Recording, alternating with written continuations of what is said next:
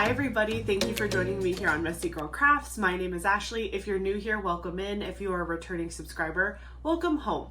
Today I am going to be whipping on Flower Crazy by Sandra Winther from Diamond Art Club, and I am so excited about this canvas. I have so much to say already. I just feel like this is such a, oh my gosh, I can't even, let me not deviate. So this is what I'm going to be working on today. I hope that you're working on something too, or running errands, or just hanging out with me.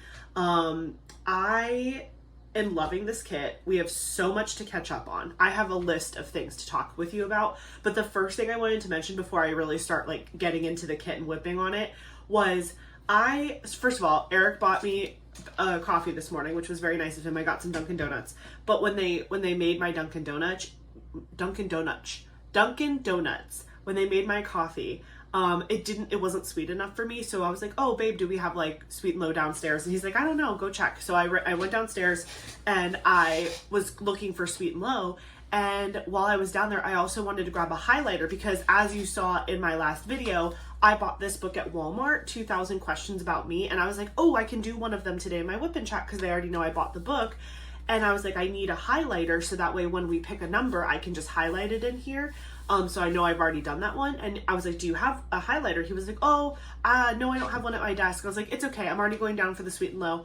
I'll go into the garage to rummage through basically it's where my crafts go to die. I have this huge unit on my one wall of the garage that's cabinets, and all of my craft supplies that I'm not actively using are there. And I don't like to throw them away because what if I need to use them again? Today is a perfect case in point of that. In my last video that you guys saw, in my January month in review, I told you guys that I have reinvigorated my love of adult coloring.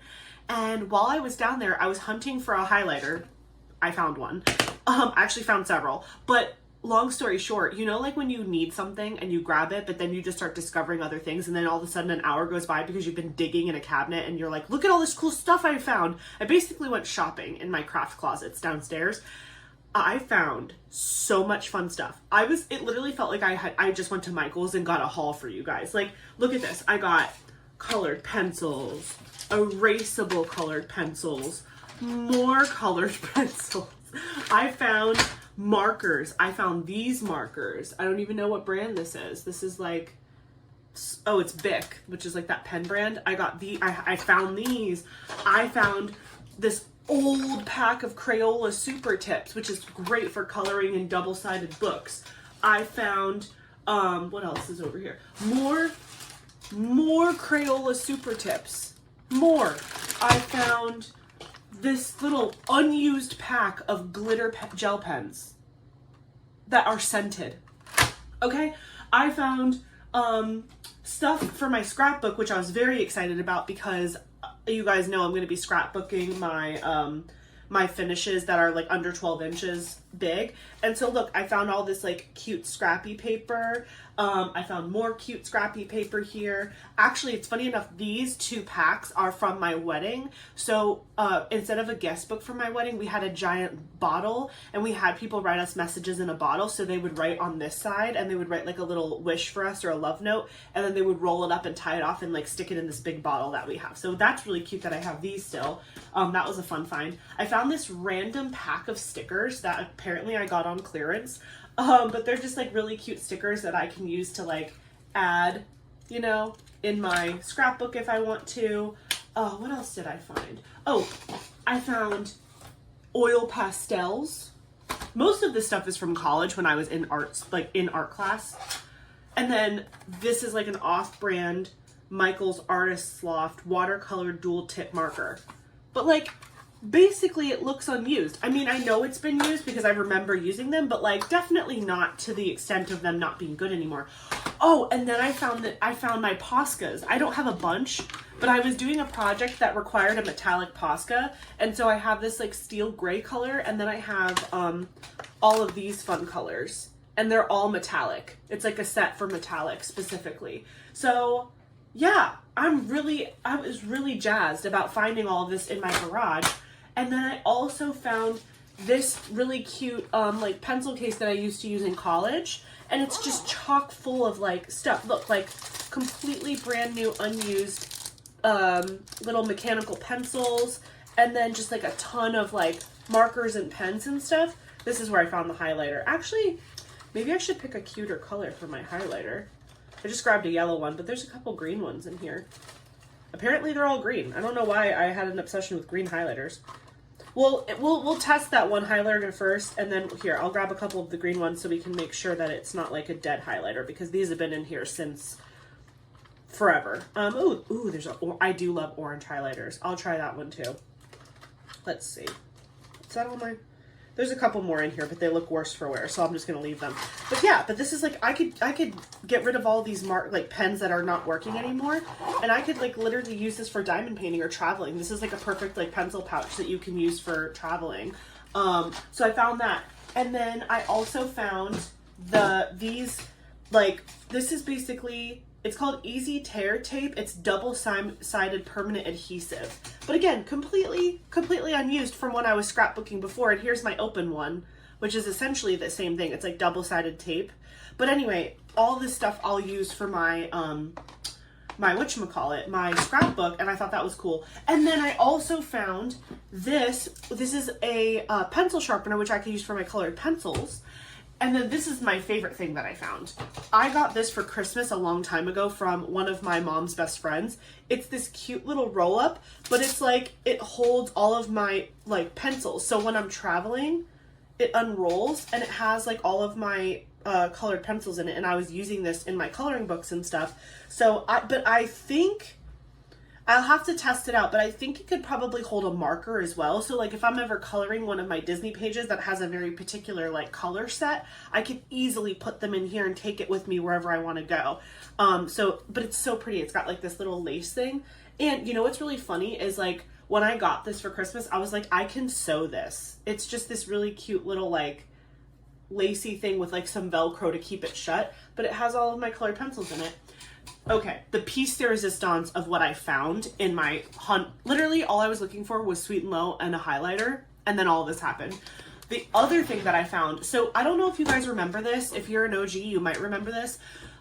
When I was telling you guys about my very first diamond painting I ever did, it was the Make Market diamond painting of like the kind of marbly blue and gold and green waves, and that truly was my very first diamond painting kit that I ever bought myself, completed, whatever. But actually, before I had gotten that, I had been telling my friend Cynthia that I was interested in like checking out diamond painting because I saw a bunch of ads for it.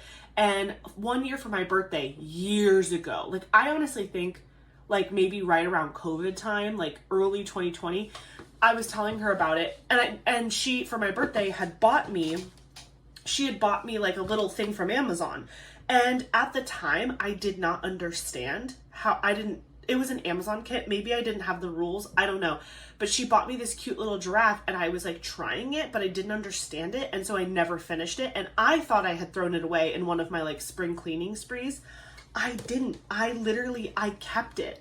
I kept it and I have it. I actually have the very first diamond painting that I was ever given, and it was from my friend Cynthia. So, okay, so this is it. Again, I can't attest to the legally licensing of this kit, but it was from Amazon. But look, it's a little partial giraffe. This is my actual first diamond painting that I ever received. It's got 15 colors. It is a round drill kit, clearly from China, based on all the markings. But like, isn't that so cool? I cannot believe I have this. I actually am going to do it because I think it's so funny that I still have it. Look, it even came with like a little thing and I put all the drills in there. I'm like stunned. These are acrylic drills, I can tell. But like, I actually have this. I kept it. I keep everything. So the fact that also my favorite scissors, I found them. They're my giraffe scissors. I'm adding them to my collection behind me. Random pliers or clippers, and it came, so this kit came with this canvas, it came with this case and the drills obviously, and then this like bag of tools. So in here, oh my gosh, this is so funny because I totally remember opening all of this stuff and I had no idea what it was. Like I remember opening this and being like, I don't get it. Like, what is this for? And again, I don't think this came with instructions because I put everything in here and there's no like paper that says like how to diamond paint. So that's why I was so good. Oh my gosh, I wanted to buy one of these. I didn't even know I had one. This is like a roller to like roll your diamond paintings. Literally, guys, I had no idea what this was for. I was like, what the heck is this? So I have this now. Oh my gosh, I have to call my friend Cynthia and be like, I love you for this gift that you got me a million years ago. And again, I thought I had thrown it away or something, but I hadn't. There's this thing. I don't know what it's supposed to hook onto, but it's a tray. It's a really nice sized tray, but it has these little hookies. So this might go to something. We got 2 little green boats. Oh my gosh, this is so exciting. There's a thing of stickers. It's a little worse for wear, but it's a, it's a little sticker sheet for you to write your numbers and symbols or whatever, which, LOL, I just realized, because again, I didn't know what I was doing. I just straight up dumped these in here. I didn't write the number or the letter or the symbol. I was just like, I'm just putting them all in here separate. So I'm going to have to go back. I'm sure it'll be easy because the colors are pretty distinct. But I'm going to have to like re-identify what all these colors are because I did not label this at all. This is so funny. Oh my gosh. Look at the wax. This is the wax that came with it in the little pack. That is so hilarious. I had no idea what I was doing. I wasn't even using the wax in the pen because I didn't understand.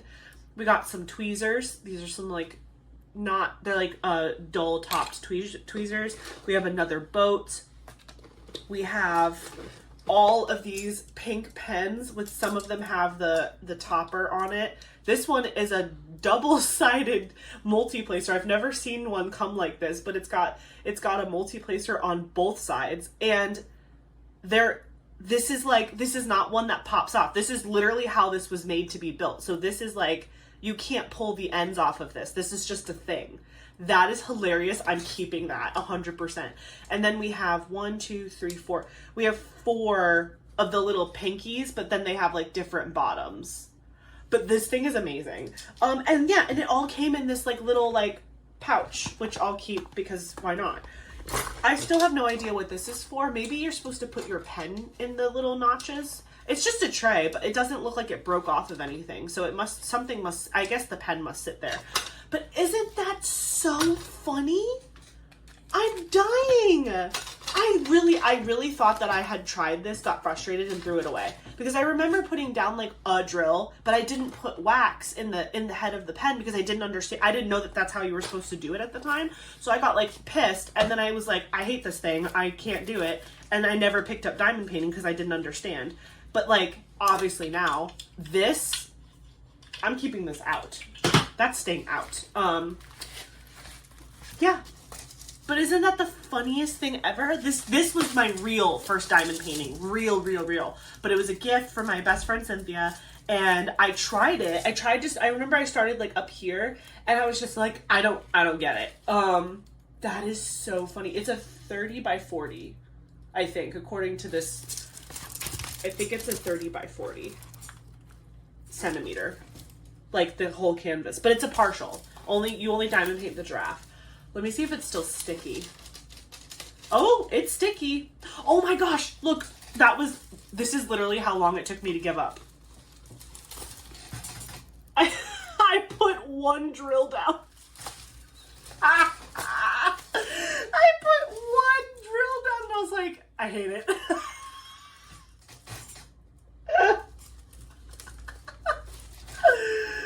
That is so, I remember starting at the top and I remember being like, I don't get it. I hate it.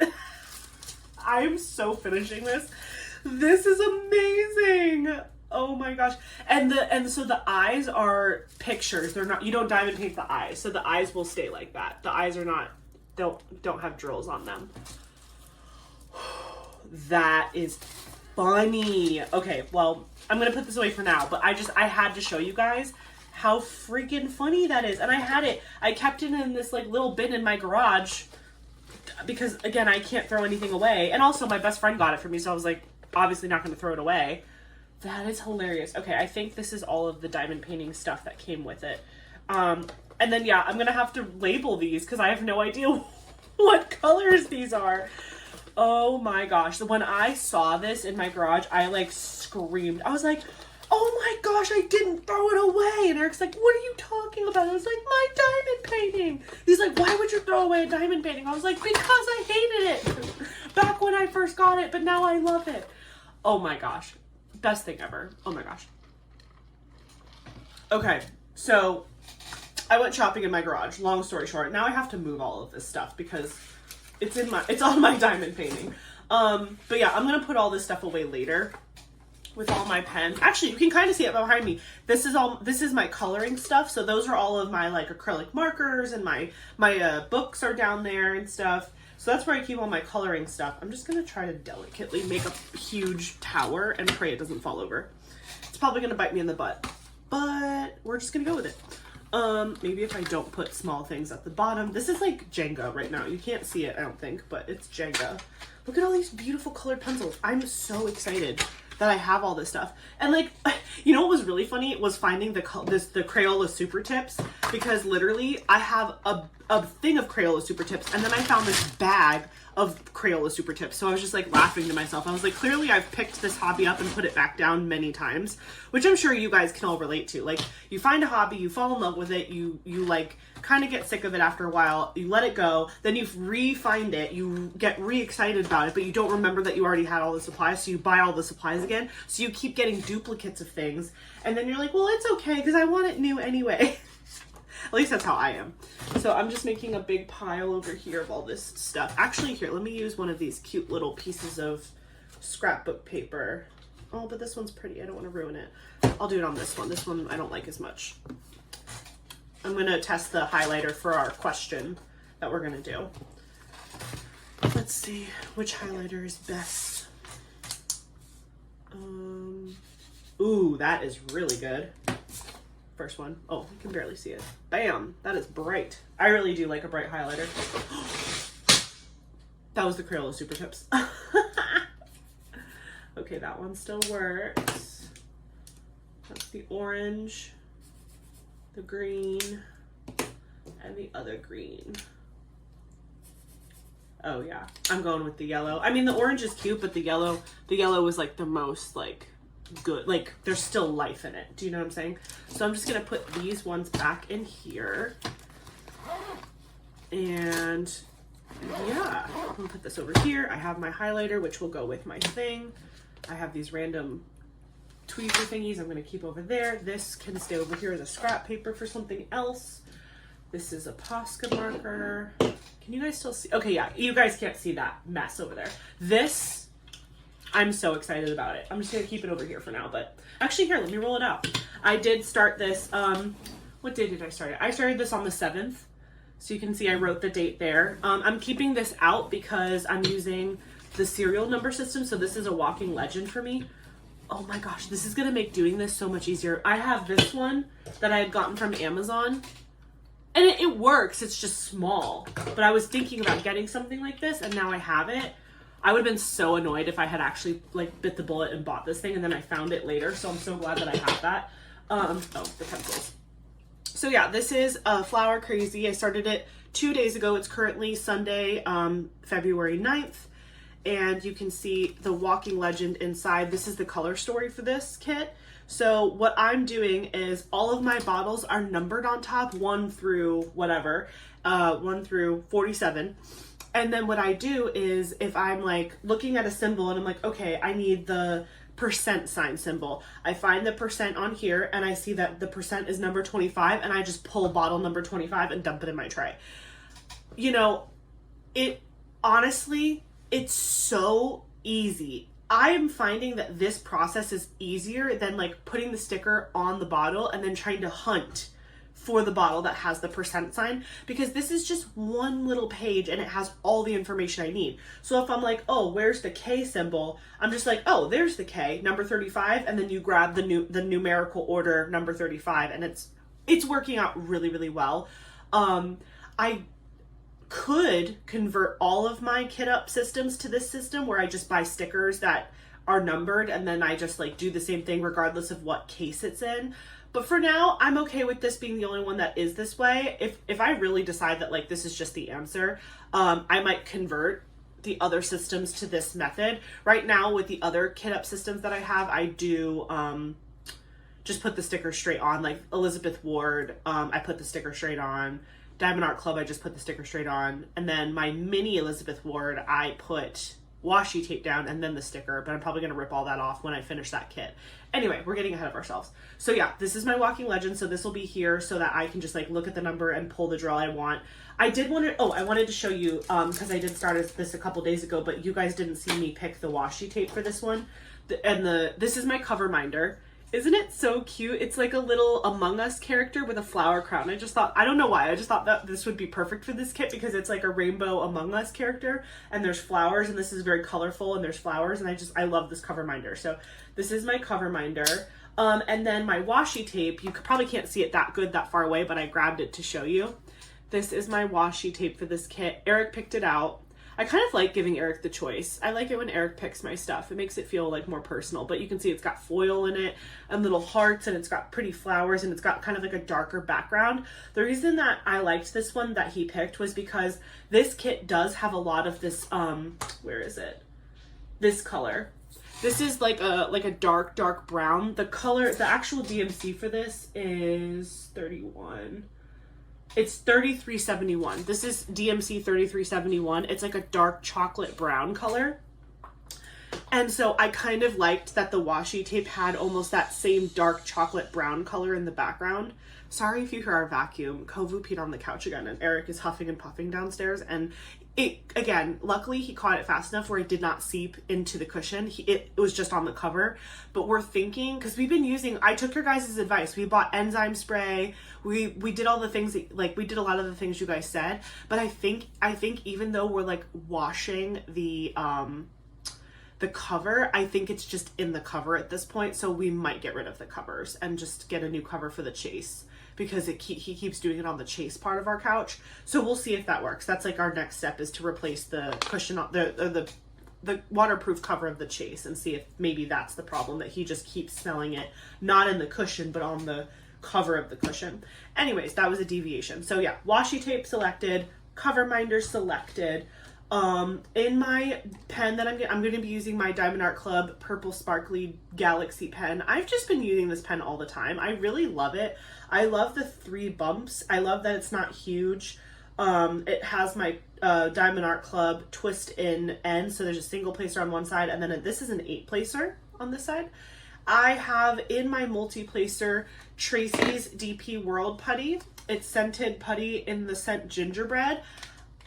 I don't know what happened, but like, it's getting better with age. I don't know what that's about. So when I first got this putty, it was good, but it got stringy fast. And I live in Florida, so it's hot here usually. And so I was like, oh, like maybe I'll just have to pop it in the fridge or something and then use it. I did not do that with this. I just like used it straight out of the thing. But for some reason, I don't know if it's just because it's been sitting around more, but it's gotten a little tougher. And so, oh my gosh, it smells so good. This is what I'm using in my multi-placer. It smells like gingerbread, and it's actually super easy to like load in my pen, and it's not getting stringy, and it's not leaving residue on my drills at all. So I'm really pleased with that. I will say I'm not multi-placing a ton on this canvas, but I do sometimes, actually.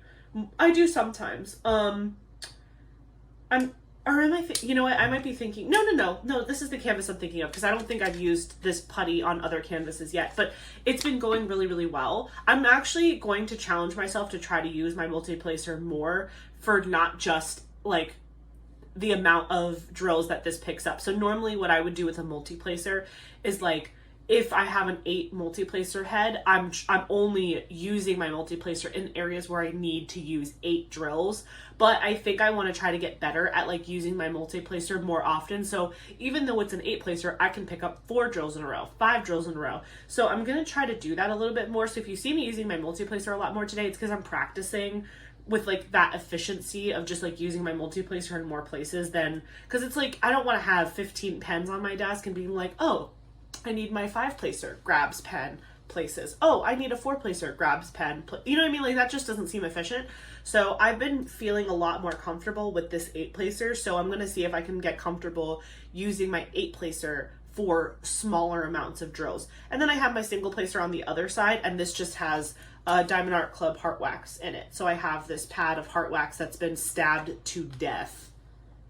disgusting. But I'm using this right now in my single placer. Normally I put glue dots in my single placer, but the other day I was like looking at all my stuff and I was like, I need to start using some of this stuff. Like I need to use the things I have. So I was like, let me use some of my Diamond Art Club wax and see if I am like able to get through a couple pads of it, because it's so easy to reload the wax. You just stab, wipe it on your hand and you're good to go. It's not like a whole procedure. So I was like, let me just do that. So I have that. I have a pair of tweezers here. I have my Bijou Bliss, hashtag Bijou Gang. I have my Bijou Bliss tray. I decided to use my Love Potion tray since it is the week of, well, it's about to be the week of Valentine's Day. For you guys, it's Wednesday, but for me, it is Sunday. It is Super Bowl Sunday, and we'll talk about that later when we talk about what I'm doing today. So yeah, that is the stuff. Let me pull back this section. Ooh, I dropped him. I love the Diamond Art Club perforated covers so much because I don't section it with just one square at a time. As you can see, this is a 4 square. This one has like an awkward half square here and then a full square. So I just decided to make it one whole giant one. And then I usually like to do like 2 at a time. So I'm just putting my little Among Us character here to hold this back. And then I don't know. Yeah, you guys can see it. These are my Bella Art Diamonds table clamps. So I'm using these. So this is not hanging in my lap. This is just rolled up right underneath my desk. And then I have 2 binder clips kind of clipped to the end of the underneath side. So that way my canvas doesn't roll out. Cause I think these like holders are very skinny. So when you have a diamond painting rolled up like a good amount of the canvas, it fits in here, but it doesn't stay very well. So to combat that, you can either put paper clips on the sides of your canvas to keep it rolled, and that way it doesn't fall out of these clamps, or you can just put binder clips underneath and it holds, it basically creates more of a curve so that way the thing doesn't fall out. But I love these things. I use them all the time when I can. I'm at the point with Cozy Cabin where I don't have to because I'm at like the bottom, but again, I'm getting ahead of myself. So yeah, we have our little Among Us character. He'll sit right there. We've got our tray. I already reloaded my pen.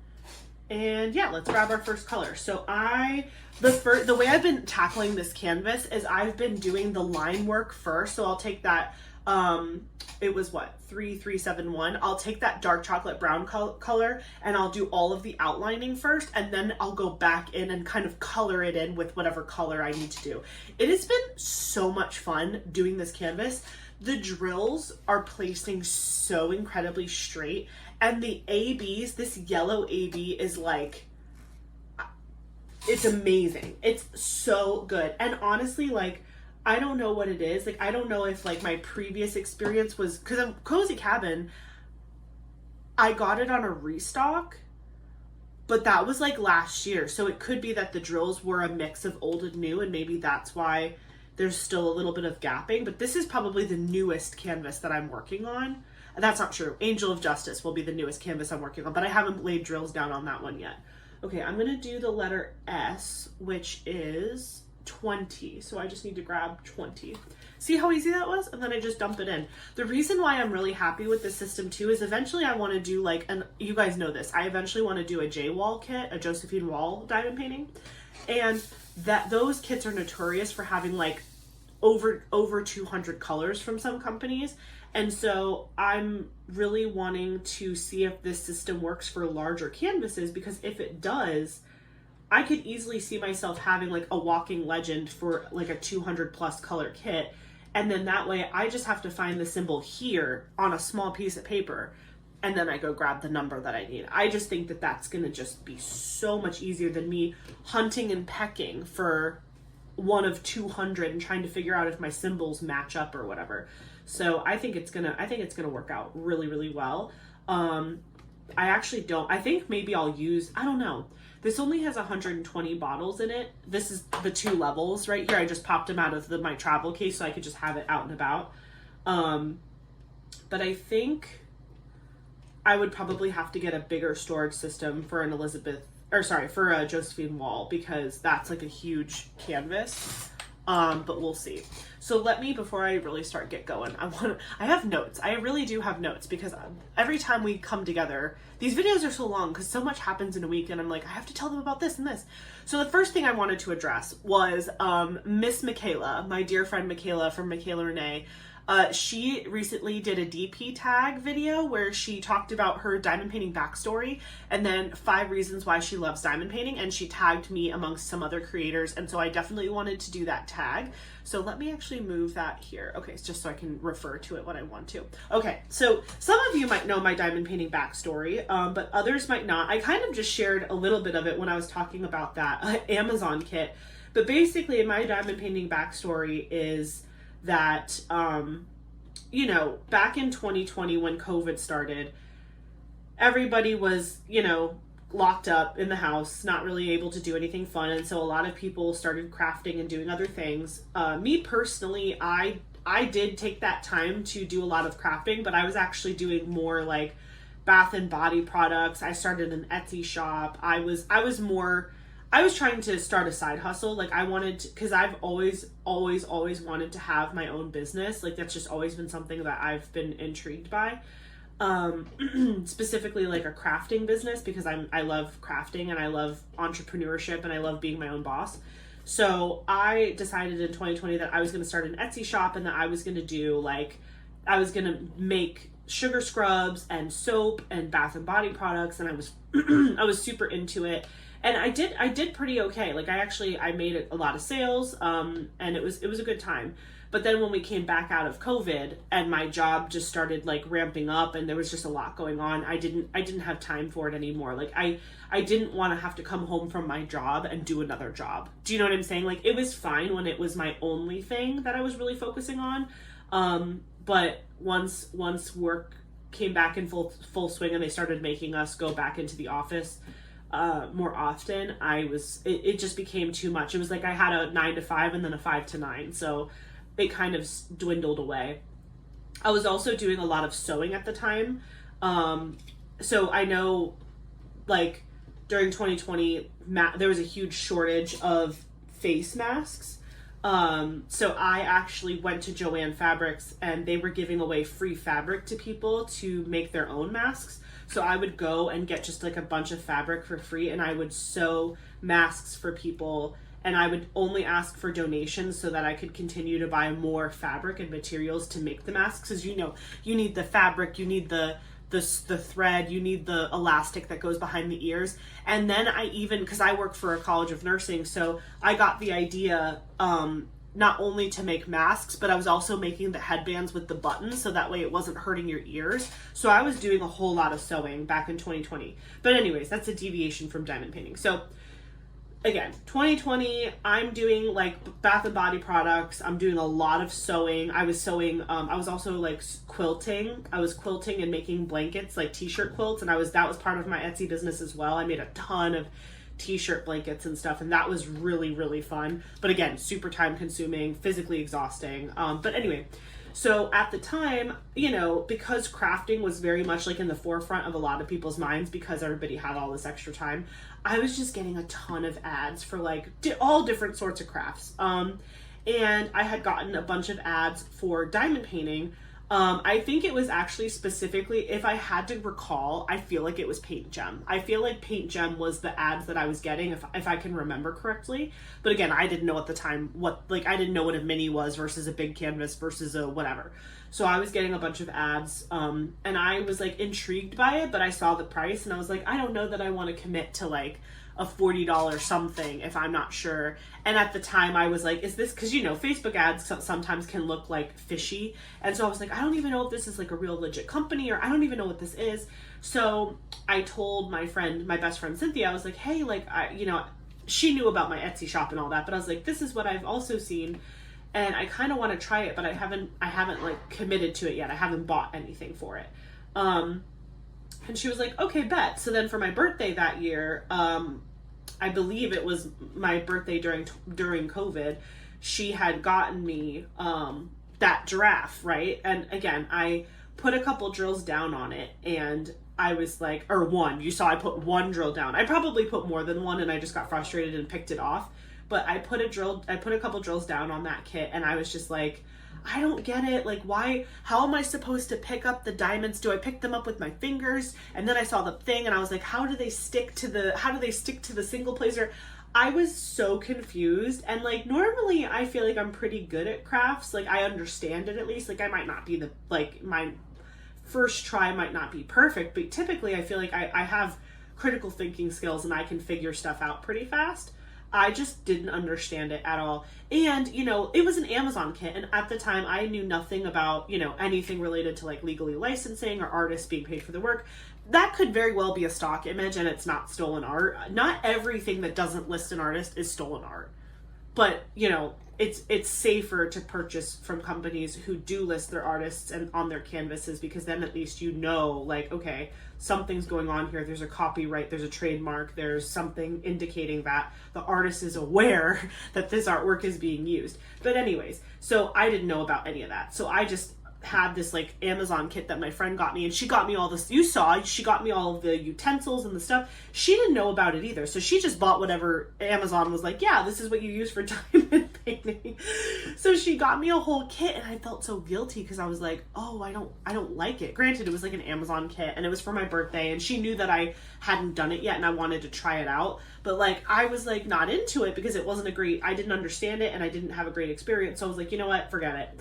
So apparently I shoved it in my garage and never looked at it again until today, which is hilarious. But then that was like, again, that was around like 2020, 2021. Cut to 2024, I'm getting all these ads again. And I'm like, man, I do want to try that again and see what's up. So I go to Michael's and I saw that they had the kits. And so I went ahead and got the little kit that I ended up completing, and I was completely hooked.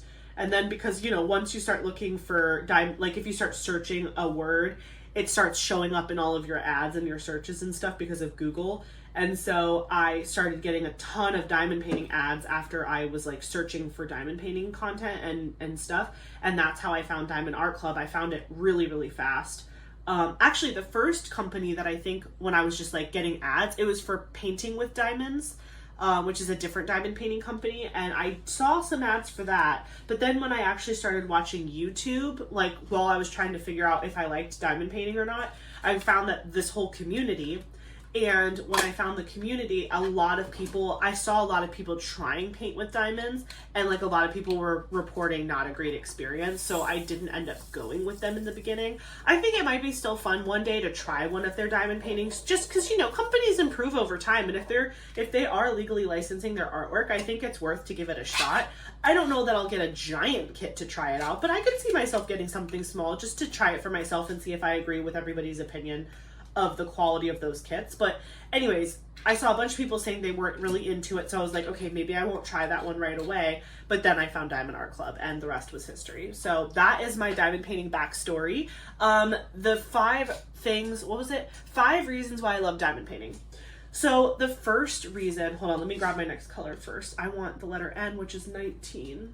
Okay, so the first reason why I love diamond painting is I get to express my creativity without pressure. I am an extremely creative person, but sometimes I get in my own way. So I'm sure some of you are like this too, and put in the comments if this is you also. But like I love to be creative, but I hesitate. Like I love to be creative, but I also love things to come out pretty.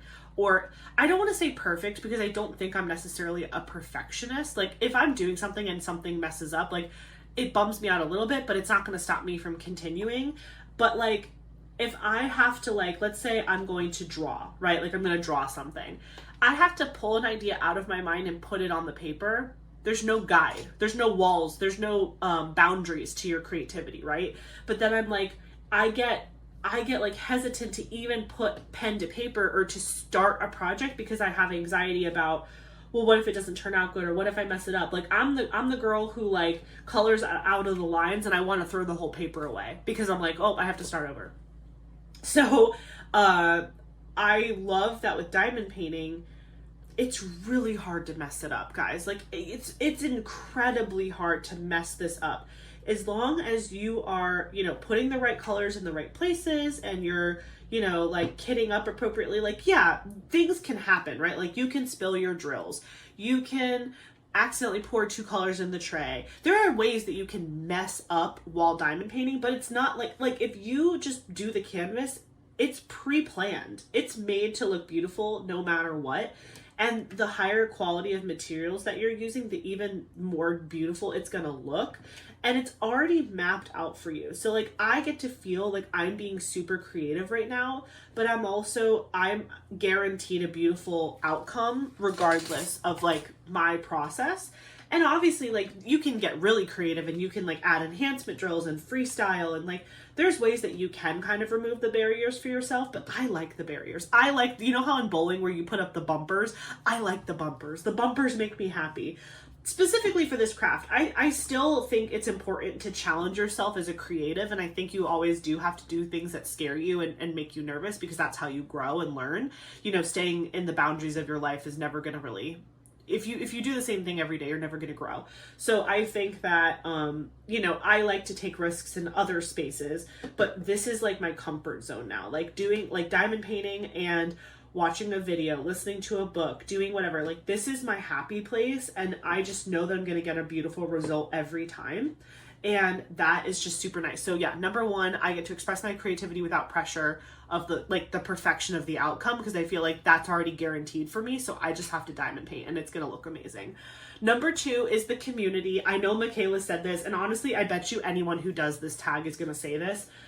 The diamond painting community is absolutely insane. Like, I don't want to say, like, I don't even know relatively if it's a large community. Like, I don't know if I can say if it's big or small or whatever, but it feels like big and small at the same time. Do you know what I'm saying? Like, it feels like there's a ton of us, but I also feel like I know a lot of people. Like, I don't know any other community where I've gotten to meet so many people that I truly consider like friends as fast as I have in this community. Even just like before I started my channel, obviously starting my channel helped, but before I had my channel, I was just posting in the VIP Facebook group with Diamond Art Club, and I was making friends just by doing that. Like, people would comment and be like, oh my gosh, you're so funny, or they'd be like, oh, like, I love that kit, whatever. People genuinely care and are interested in what you have to say and speak back to you, and like, that is so cool.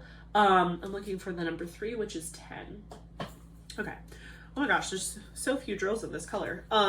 So yeah, this community is so much fun and so incredible. Like, I have made lifelong friends, truly.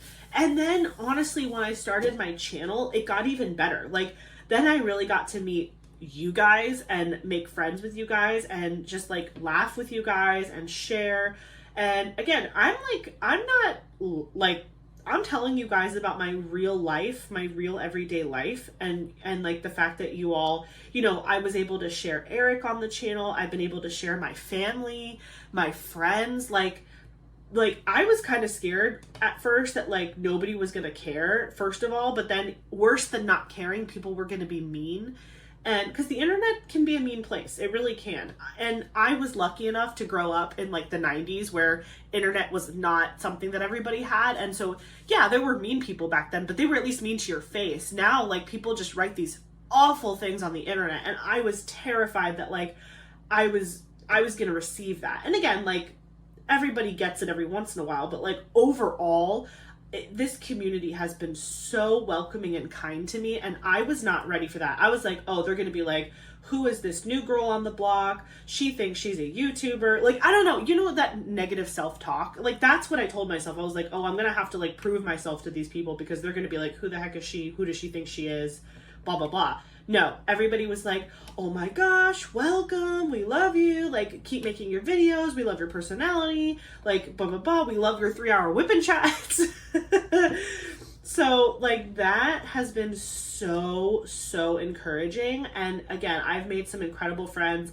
I've made some really awesome connections with some small shops in the community. I've made friends with other creators. I've made friends with subscribers.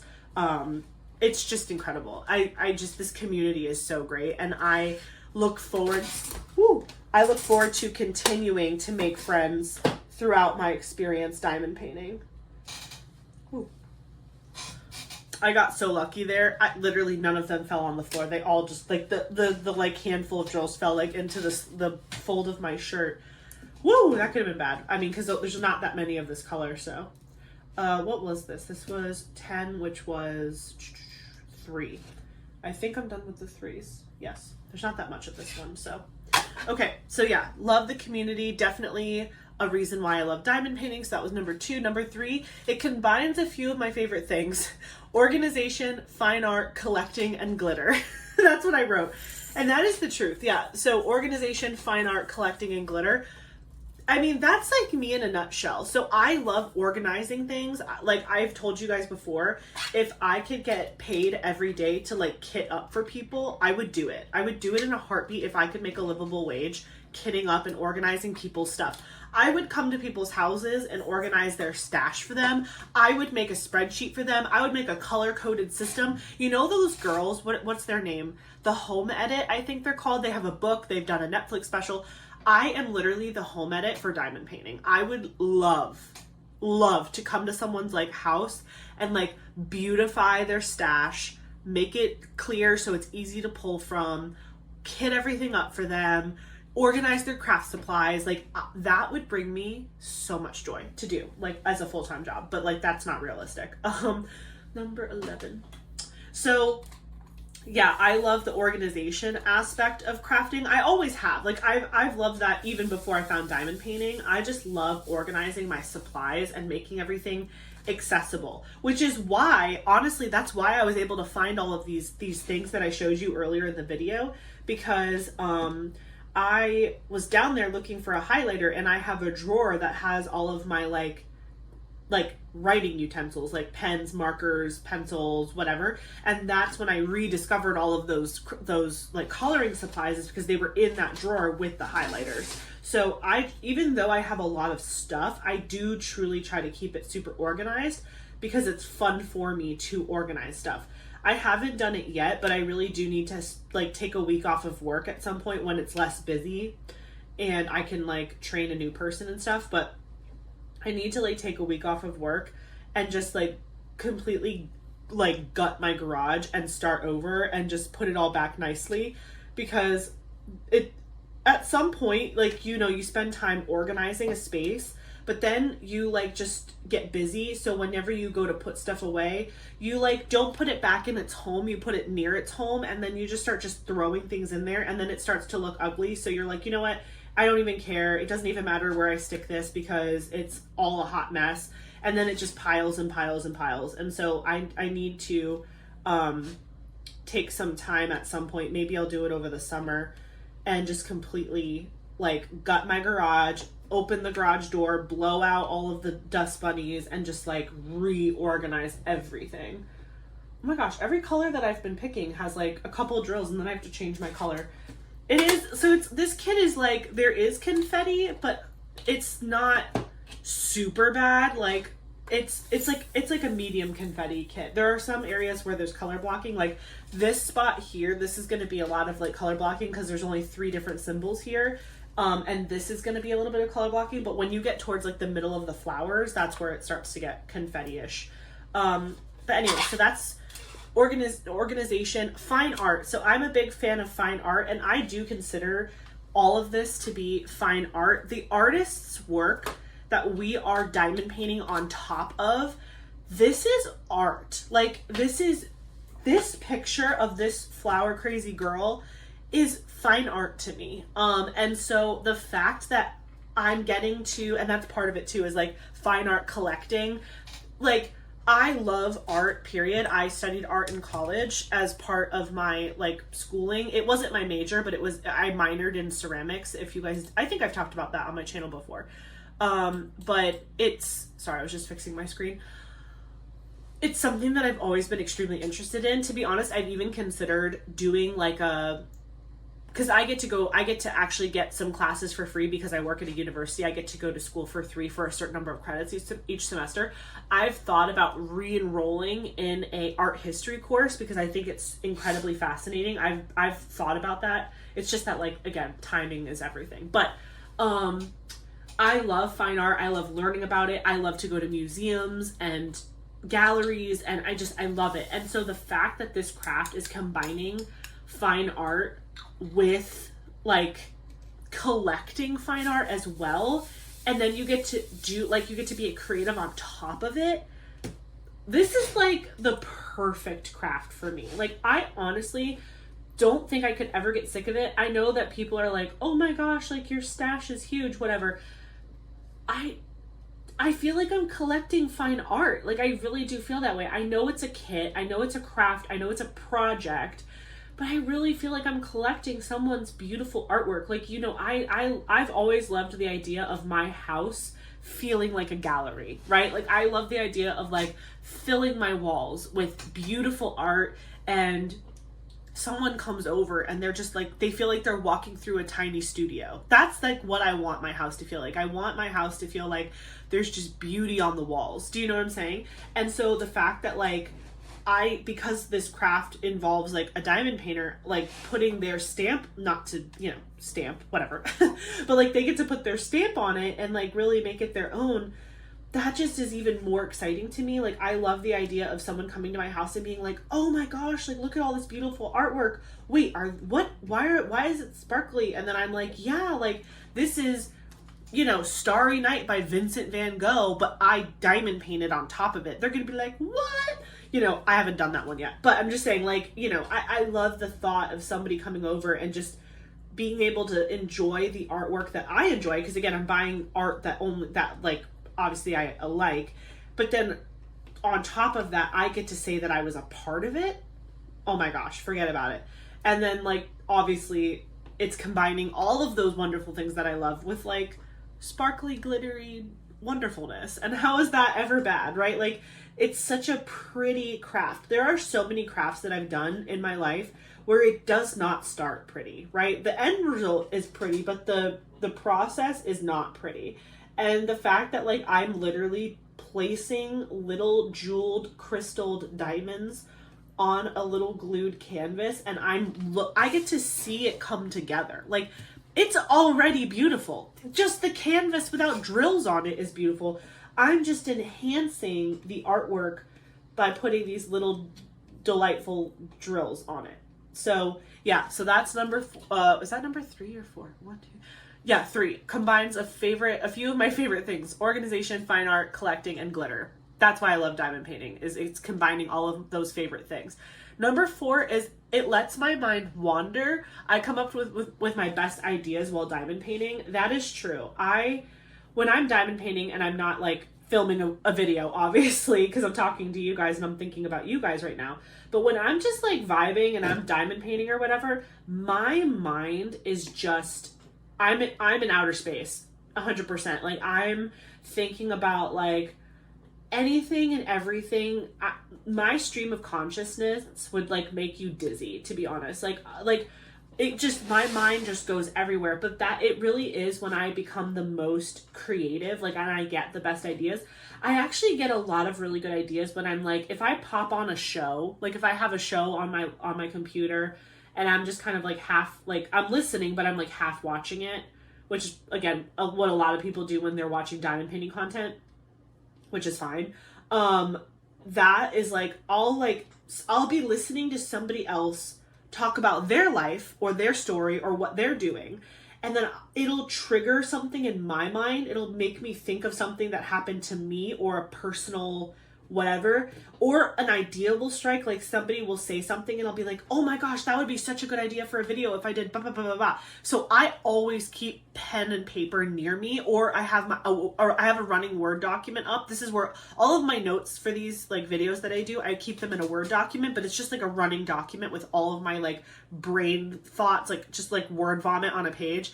I have a running Word document for my YouTube channel because you never know when an idea is going to hit. And so whenever I'm just here diamond painting quietly by myself and I'm listening to a book or watching a YouTube video or listening to another person diamond paint and talk about themselves, I come up with my best ideas when I'm just like not thinking about anything. Because the cool thing about this craft is like, you don't really have to pay 100% attention to what you're doing. Don't get me wrong, I've definitely accidentally put like the wrong color down because I wasn't paying attention close enough, But like for the most part, you're pretty good. Like you can multitask while you diamond paint. A lot of people do that. And like that's why I'm even able to like do this whip and chat, because if this was like a more intense craft, I don't really know that I could, like, I definitely don't think I could sew or crochet while talking to like you guys, because it's just I feel like it takes so much more of my focus. I think when you're a brand new diamond painter, it might take more time to like get into a rhythm or whatever. But like I'm at the point now where like I can look at a gap and I in my mind already know, oh, that's 5 drills, or oh, that's 6 drills. Like you get really good at like spatial recognition. Where's my little tray? Where did I just have I have a drill that has like a nubby on it. Where's my little, I'll just put it in my diamond dumpster for now, but I thought I had a little boat that was for trash drills. Did I put that away? Where did I put that? Oh, I think I gave it to my friend Sarah because I finally gave her the Christmas cards to try. I'll just put them in here. It's fine. I'll just use this as my trash drill catcher for now, and we'll just do that. So I'll just keep that there, and if I have trash drills, I'll throw them out at the end. But anyway, what was I saying?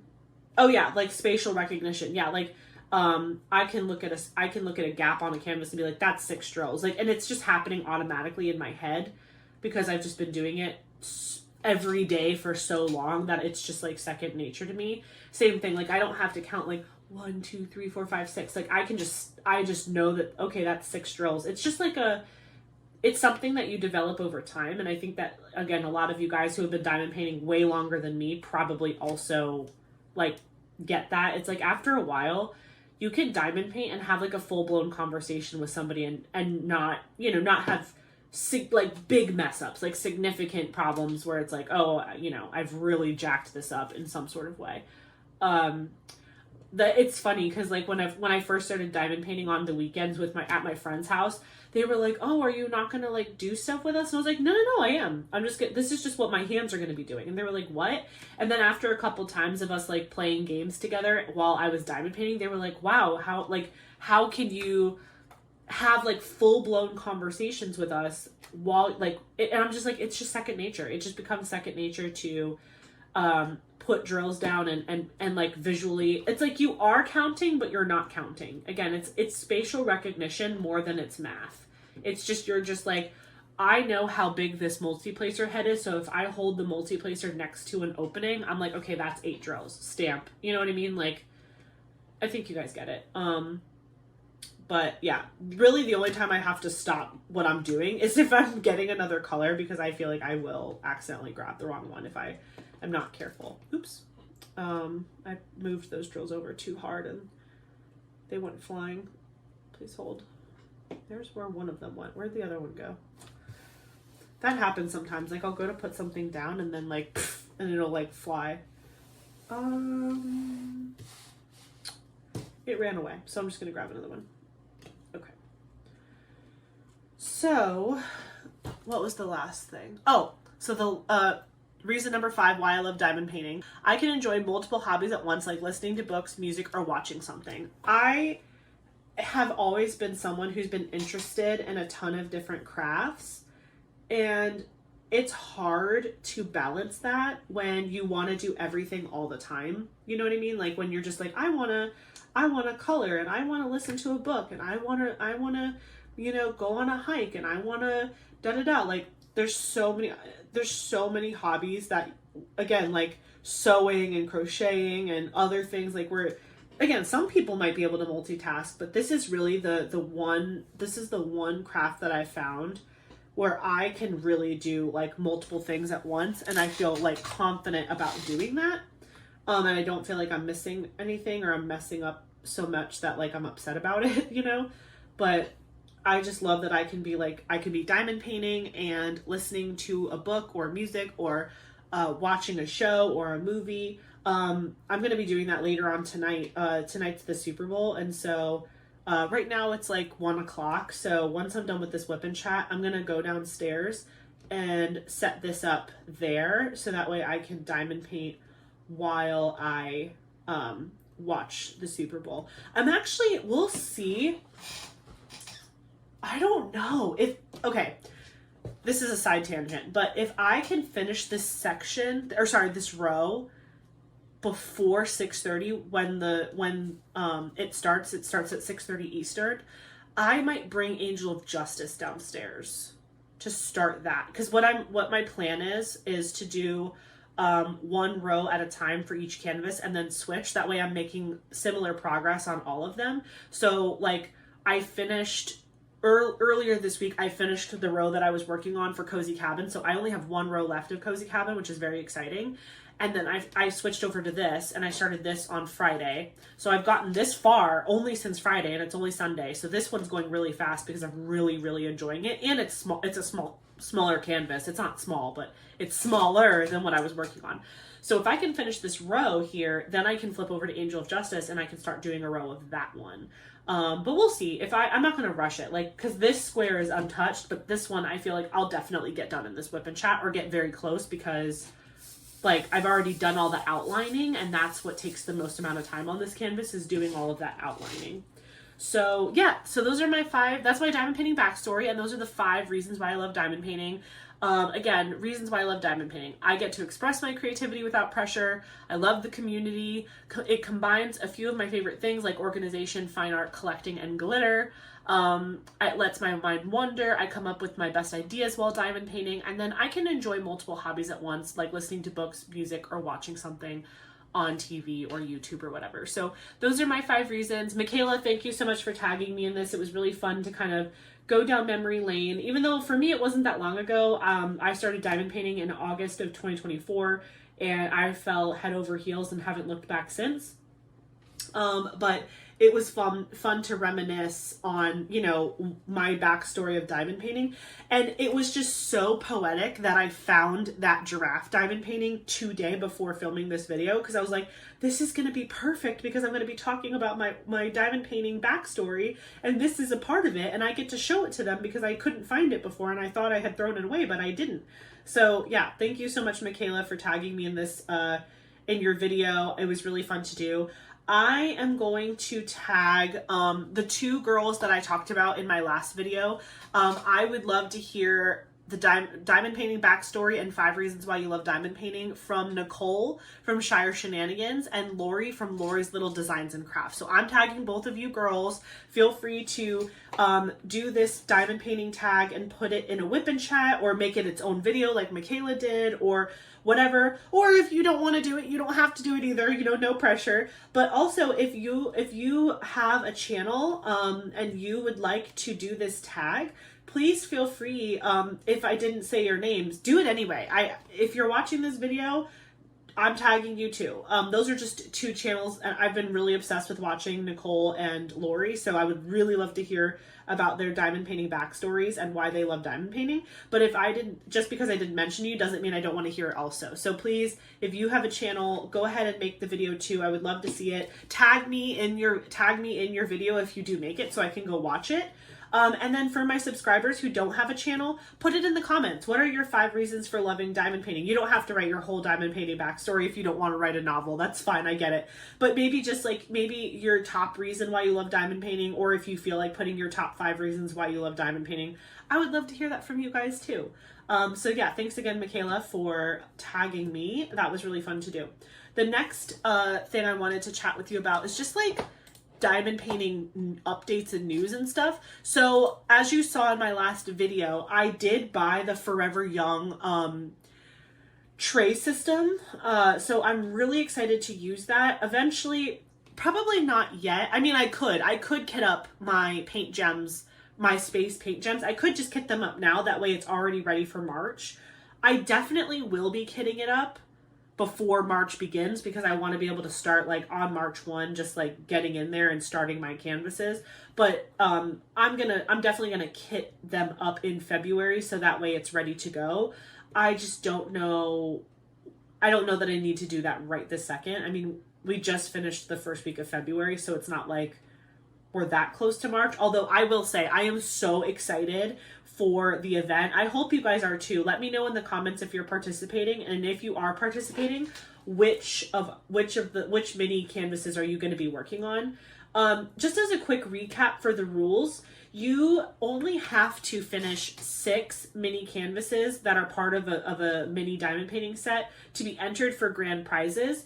But like the weekly giveaway winners, it's 1 canvas per week. So if you're doing 6 canvases in a month, each week of the month, which there's 4 weeks in March, you'll submit one of those 6 canvases to be entered for weekly prizes. But then for the grand prize, you'll have to show that you finished all 6. Hopefully that makes sense.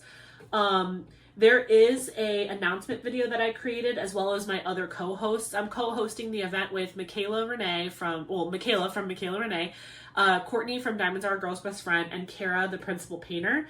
All of their channels will be linked below, as well as my announcement video and the Facebook group. So if you want to join our mini DP Madness for March of 25, we had a really fun time planning this event. It's going to basically be like March Madness themed. So I created a bracket just like you do with college basketball or any other sport. You can take up to 16 canvases and put them in the bracket and have them battle it out for which one is your favorite finish. So again, that's not required for the event, but it's just like an extra fun thing that you can do if you want to. And so I chose to do 16 space paint gem sets or canvases, and that's what is going to be battling it out for the top spot. And honestly, I could see myself using that bracket even after the event. Like I could see myself, once I finish the 16 space ones, I could see myself like doing it again. Like, okay, now I'm gonna kit up all of my flowers, all of my like flower themed or my plant themed or my animal themed or whatever. Like you can pick whatever you want. You guys, the people who have already signed up for the Facebook group and have like started getting ready for the event, you all have been so incredibly creative with what you're putting up against each other. Somebody is putting up against each other like the national parks. Somebody is doing, what was the other one that was really interesting? I think drinks. Somebody's doing drinks because a bunch of companies have different drink ones. You could do like windows versus doors. That could be really fun because a lot of companies do like windows and doors or stained glass windows and stuff like that. There have been so many more companies that we've seen releasing mini canvases as well. So there's more options now than there ever has been for mini canvases, which I think is really awesome. You know, diamond painting should be fun, right? Like diamond painting shouldn't be stressful. It should be fun. And I think sometimes like if we get too bogged down with large paintings and we just get overwhelmed by the fact that like we've been working on the same painting for months and months and we haven't had a finish for months, and you know, it can lead to burnout. And so I think this mini event will hopefully help a lot of people stay clear of burnout and give you like a fun, like little just a little break in your spring to do something small, cute and fun and easy. And again, you know, you don't even have to do like, if you don't care about the prizes, I will say our sponsors are incredible and how generous they're being. I'm floored. I'm absolutely floored with how generous our sponsors are being. We have so many sponsors for this event and it's not even March yet. Like we continue to get reached out to like all the time for more sponsors. So if you do want to participate in the weekly giveaways, I don't think will be disappointed. But if you're someone who gets kind of stressed out by events, which again, that's me too. I can get stressed out by events that have too many rules. If you just want to treat this as a DP along and you just want to like work on a mini canvas or a mini set or anything, and you just want to be around us for the vibes, that is okay too. You do not have to enter for prizes or do any of the things. If you just want to hang out and cheer everybody else on, I totally welcome that and support that. So again, we don't want anyone to feel stressed or feel pressure to do anything. So if completing 6 mini canvases or mini canvases within a set, if that stresses you out, just hang out with us. Your presence is all that matters. We just want you to have a good time and we want you to have fun. And so if that doesn't sound like fun to you, but you still want to be a part of something, you're more than welcome to hang out with us. even if you're not necessarily participating and stuff. But I mean, the Facebook group is geared towards mini canvases and the event. So, you know, we don't want people posting just random stuff in there. But if you just want to kind of hang out and like comment on other people's finishes or cheer other people on that are participating, again, you're more than welcome to join the Facebook group, even if you're not going to be submitting weekly posts for the prizes. But you know, we just ask that we keep it theme oriented, so that way the chat doesn't get too inundated with stuff. But I want everyone to feel included. I don't want anyone to feel like they can't hang out with us because they're not participating. So if you're not planning to participate because of whatever reason, but you still want to hang out, just feel free to join the Facebook group, and then again, just keep your comments relevant to the event, and everything will be good to go. What else did I want to say? Oh yeah, so the Forever Young storage system. I bought it to try it out, and I will definitely give you guys a review of it as I'm working on the mini canvases and after. So when I'm finished, I'll probably, when I do my post-review kit down of the minis, I will then also talk about the Forever Young tray kit up system, and we'll go through all of that together. It's actually behind me. I don't think you can see it. I have to move. There it is. Boop. It's right there. So I haven't kitted it up yet, but it is there and ready to go whenever I'm ready to do that. Yeah, so I'm super excited for the March Madness event that's coming up. And oh my gosh. Please hold. Where did I put it? Oh no, it's all the way over there. I don't care. I'm moving my setup to grab it. If you missed it in my last, oh sorry, that's my forehead. Oh, I just knocked over so many things. I wanted to show you. If you missed my unboxing video from this past Friday, I unboxed my very first black card. Cauldron of Myrrh by Ivy Dollamore is my very first black card, and go watch the video for the reaction. I was so excited. I was like legit shaking. Like I had to like take a break and just like breathe because I was freaking out. Hold on. Can you guys? Okay, yeah. We're back in frame. I hope nothing else falls because it looks a little precarious over there, but that's fine. Yeah, I was absolutely stunned. Thank you guys so much for all the congratulations in the comments of that video. I was like, woo. And you know what's funny? It made me think about it. Like, how many other canvases do I have over there that are probably also, maybe they do contain a black card also, because I just haven't unboxed them yet. I think I'm done with this color. Yeah. So it's like, there could be like, you know, like other canvases that I haven't unboxed yet that just have a black card sitting in it that I have no idea. Because I only unbox things on the channel. I do not unbox things before I open it for you guys, because I want you guys to have my genuine reaction. I think it's way more fun that way for both of us, for us to both see something for the first time and just be like, oh, I like that, or oh, that looks weird, or just like whatever. It's just more genuine in my opinion than, like, what would be the point of me unboxing it on camera if I've already unboxed it in real life? I definitely dropped a drill and I don't know where it went. Oh, there it is. Yeah, so whenever I'm opening stuff on camera, like, that's the first time I'm seeing it too. And so the fact that I was able to capture myself unboxing a black card for the first time from Diamond Art Club, that was amazing. That was just so amazing. Like, I cannot believe that that happened. And I am sending all of you good vibes, black card energy, I'm manifesting it for everybody here. It's so funny. Like, Michaela and Courtney and I were texting each other, and Michaela was like, I need to stop saying I'm manifesting a black card. I was like, no, you have to keep the energy alive. Like, you have to keep welcoming it into your space. It's gonna happen. And and Courtney was like, I haven't gotten one either yet. And so I'm just, again, it's random. It truly is random. But like, I am sending every single person who watches this video black card vibes. I hope that you get one, and I hope that you don't have to get a giant kit to get one, because that's the thing is the canvas that I got my black card with wasn't even that big. Cauldron of Myrrh is like, did I put it away all the way? Where did I put it? Oh no, it's right here.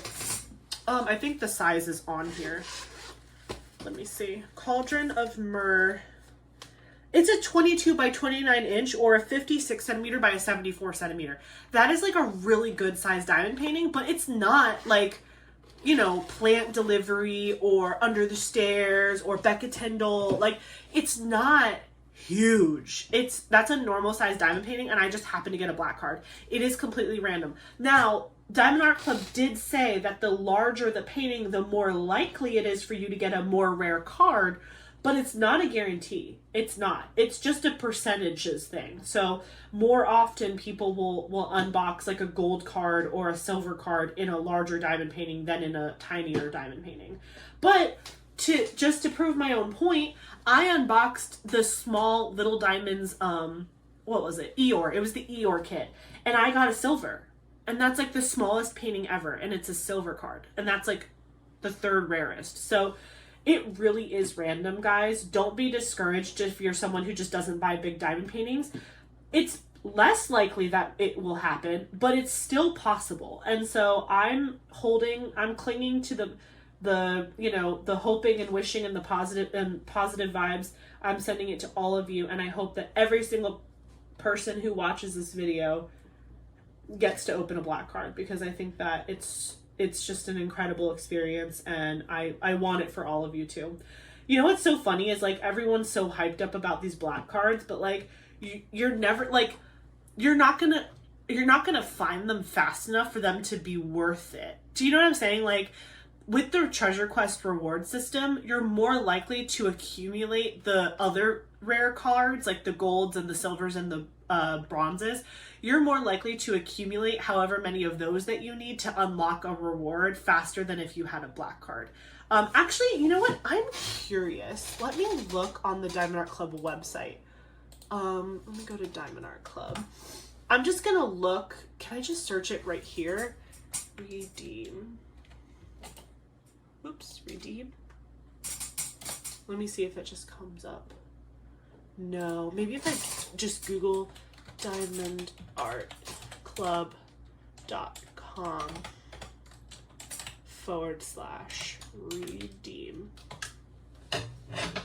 Yay, it popped right up. So yeah, if you just search diamondartclub.com/redeem, the Treasure Quest card page will pop up.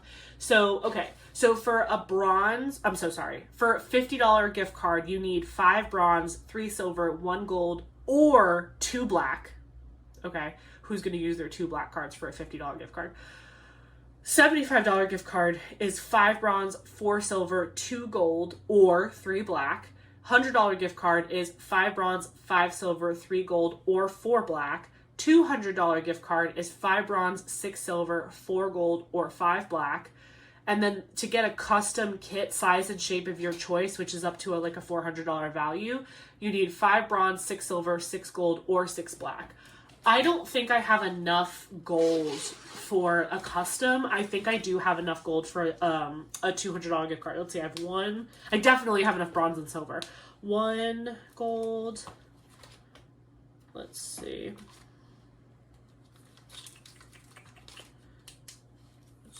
1 gold so far.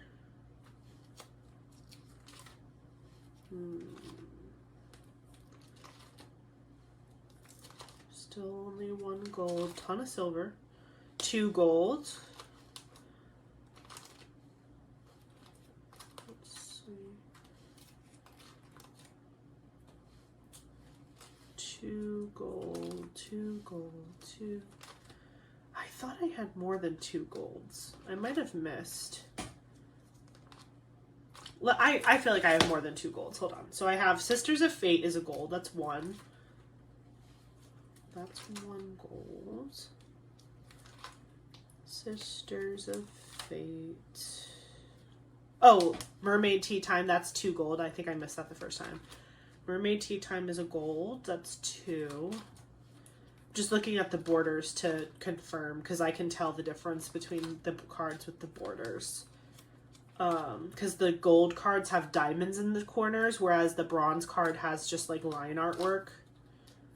3. So Forest Dragon, the Encounter, is a gold card. So I have 3 golds.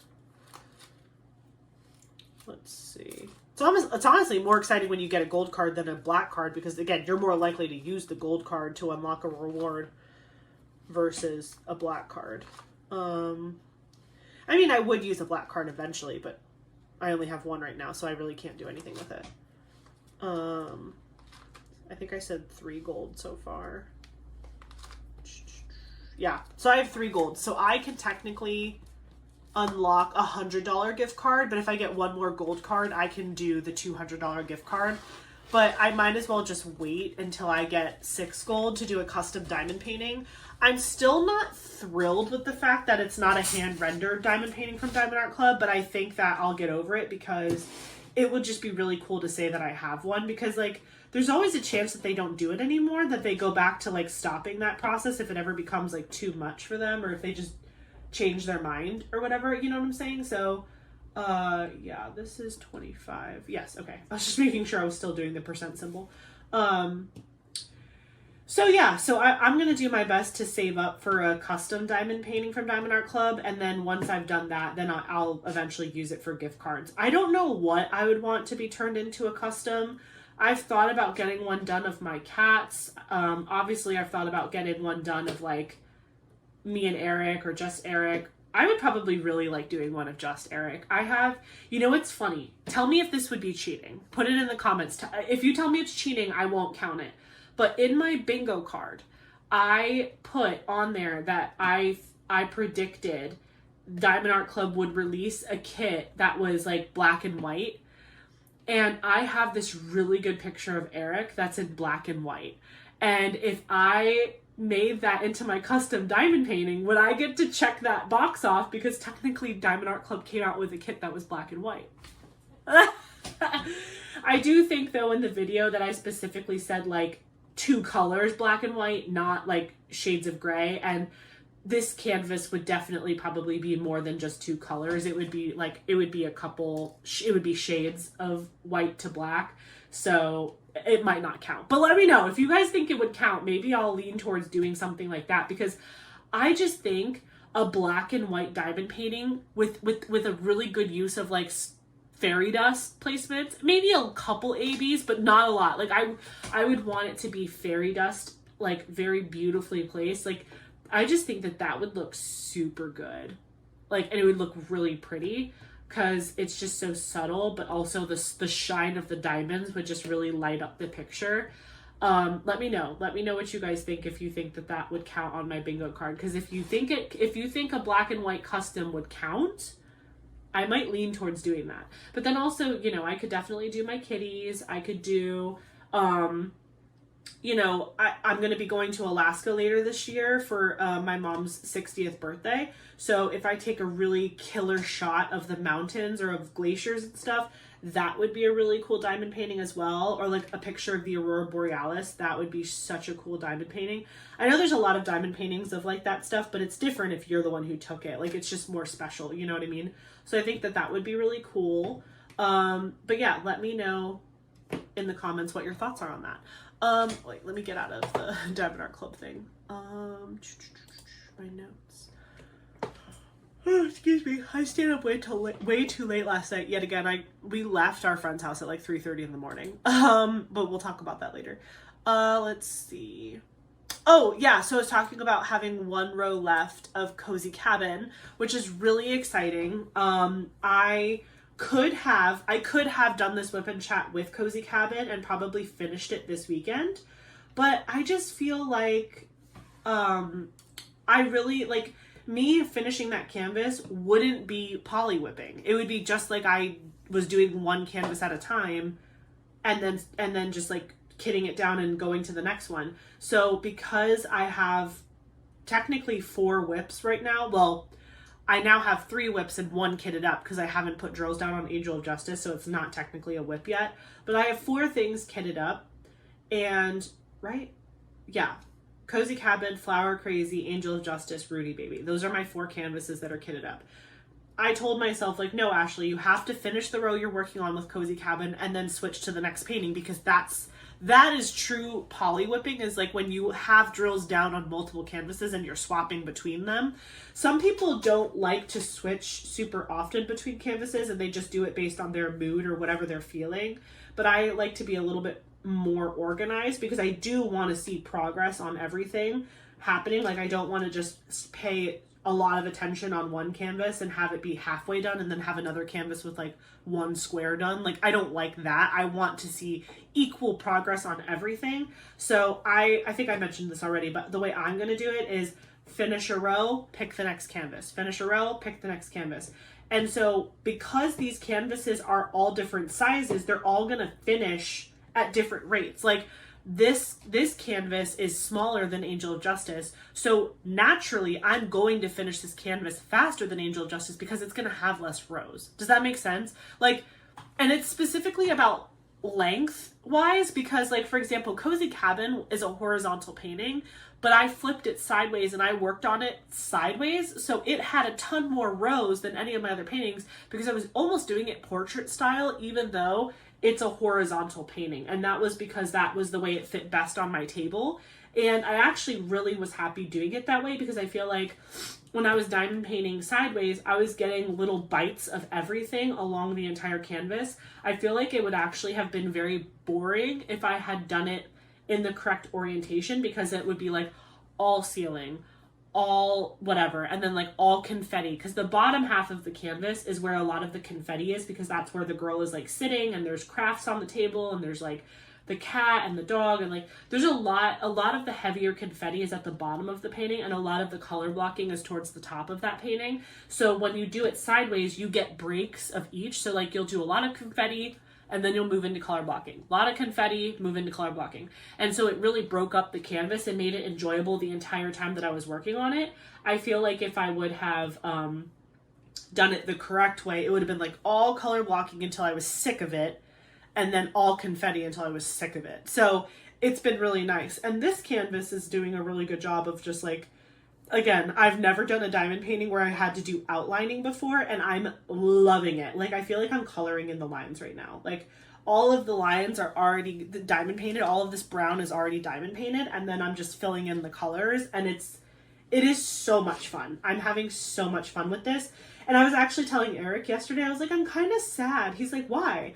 I'm like, because I'm literally going to finish this canvas so fast because it's like, I'm having so much fun doing it. I just naturally feel like I'm working on it faster, and it's also smaller. So it's going to take me less time to finish a row on this canvas than it will on Angel of Justice or Cozy Cabin. So my plan is, you know, I finished the row in Cozy Cabin. I hung that up on my hanger system.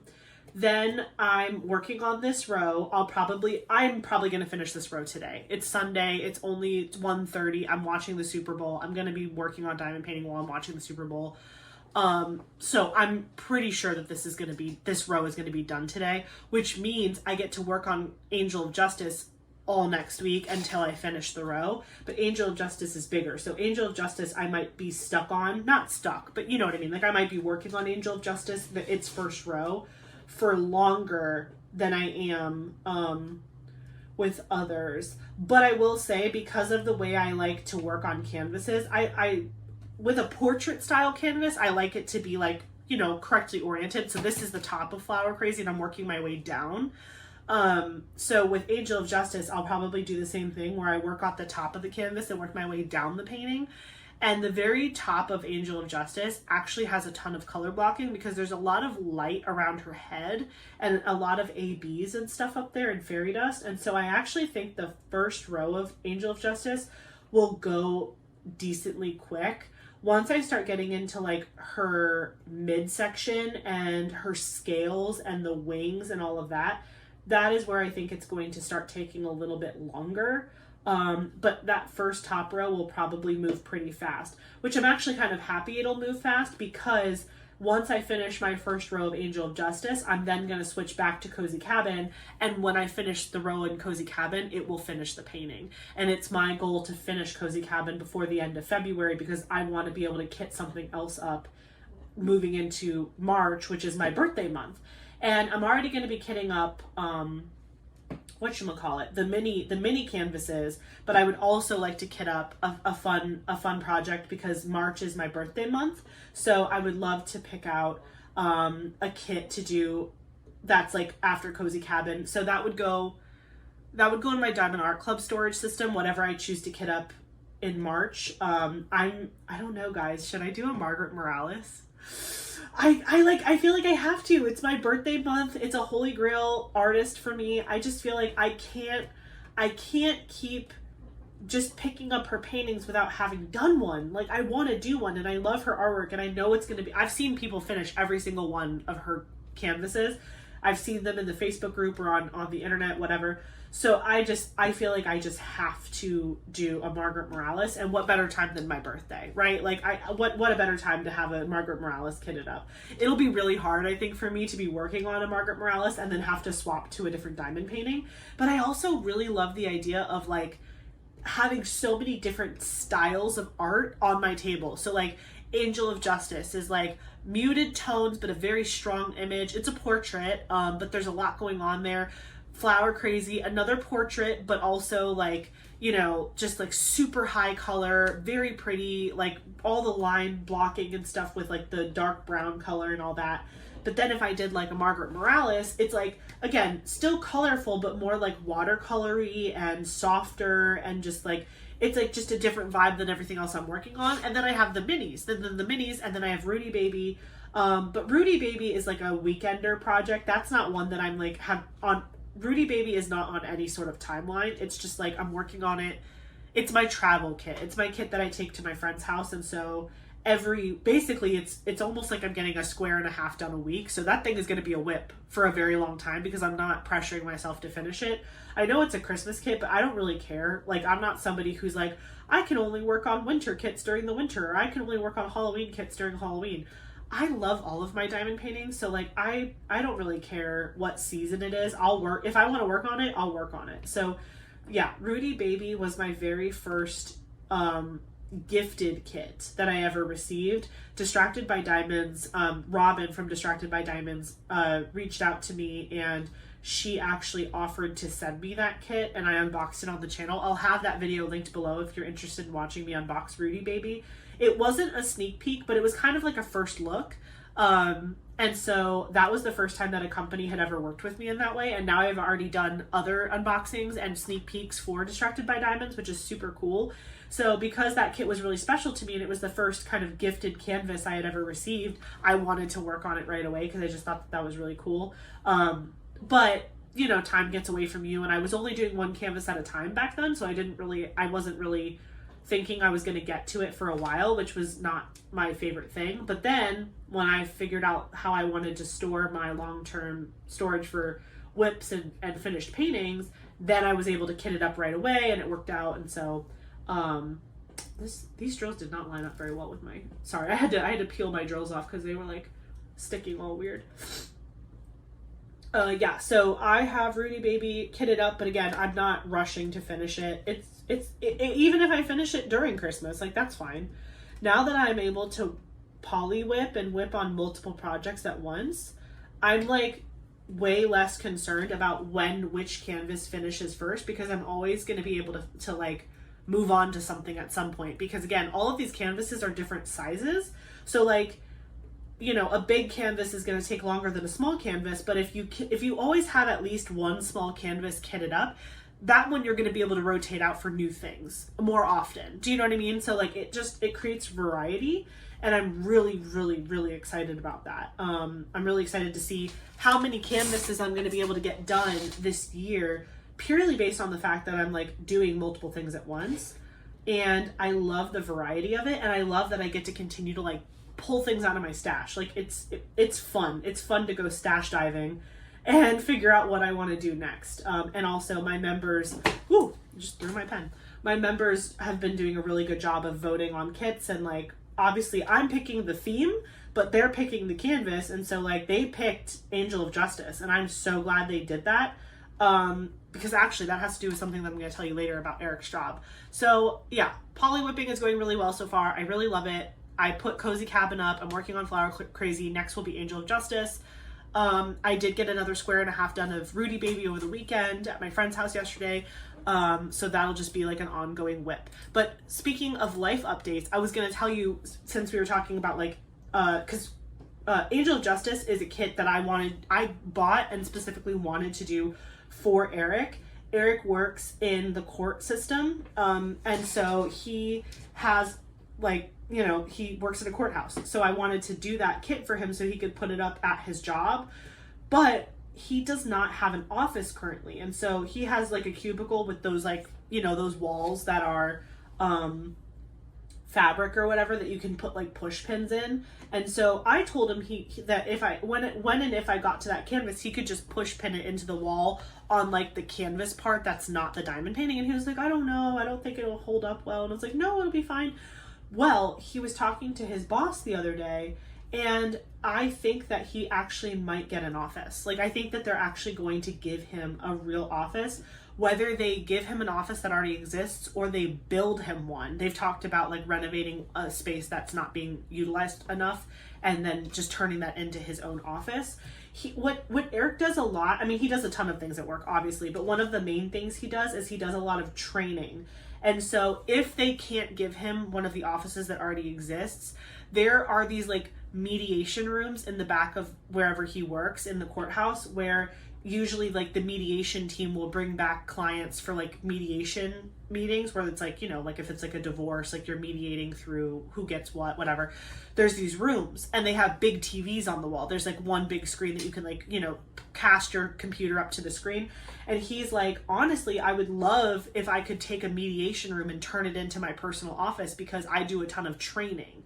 And so like if his office was really big and it had like a conference table with, like, he would have his desk set up along the wall, but then there would be a big circle table and a TV. He could use that for training. So at any time he was training like a bunch of new hires, he could bring them all into his office and like move over to that screen and table area, and he could do that. But I was like, oh man, if you had that big of an office, like if you had like a long office that had like the TV plus you had your own desk set up, I was like, do you know how much real estate that is for diamond paintings? He was like, Ashley. I was like, it'll be appropriate for the space, but I was like already making all these plans. He's like, babe, you're so funny. I'm like, listen, everybody will know.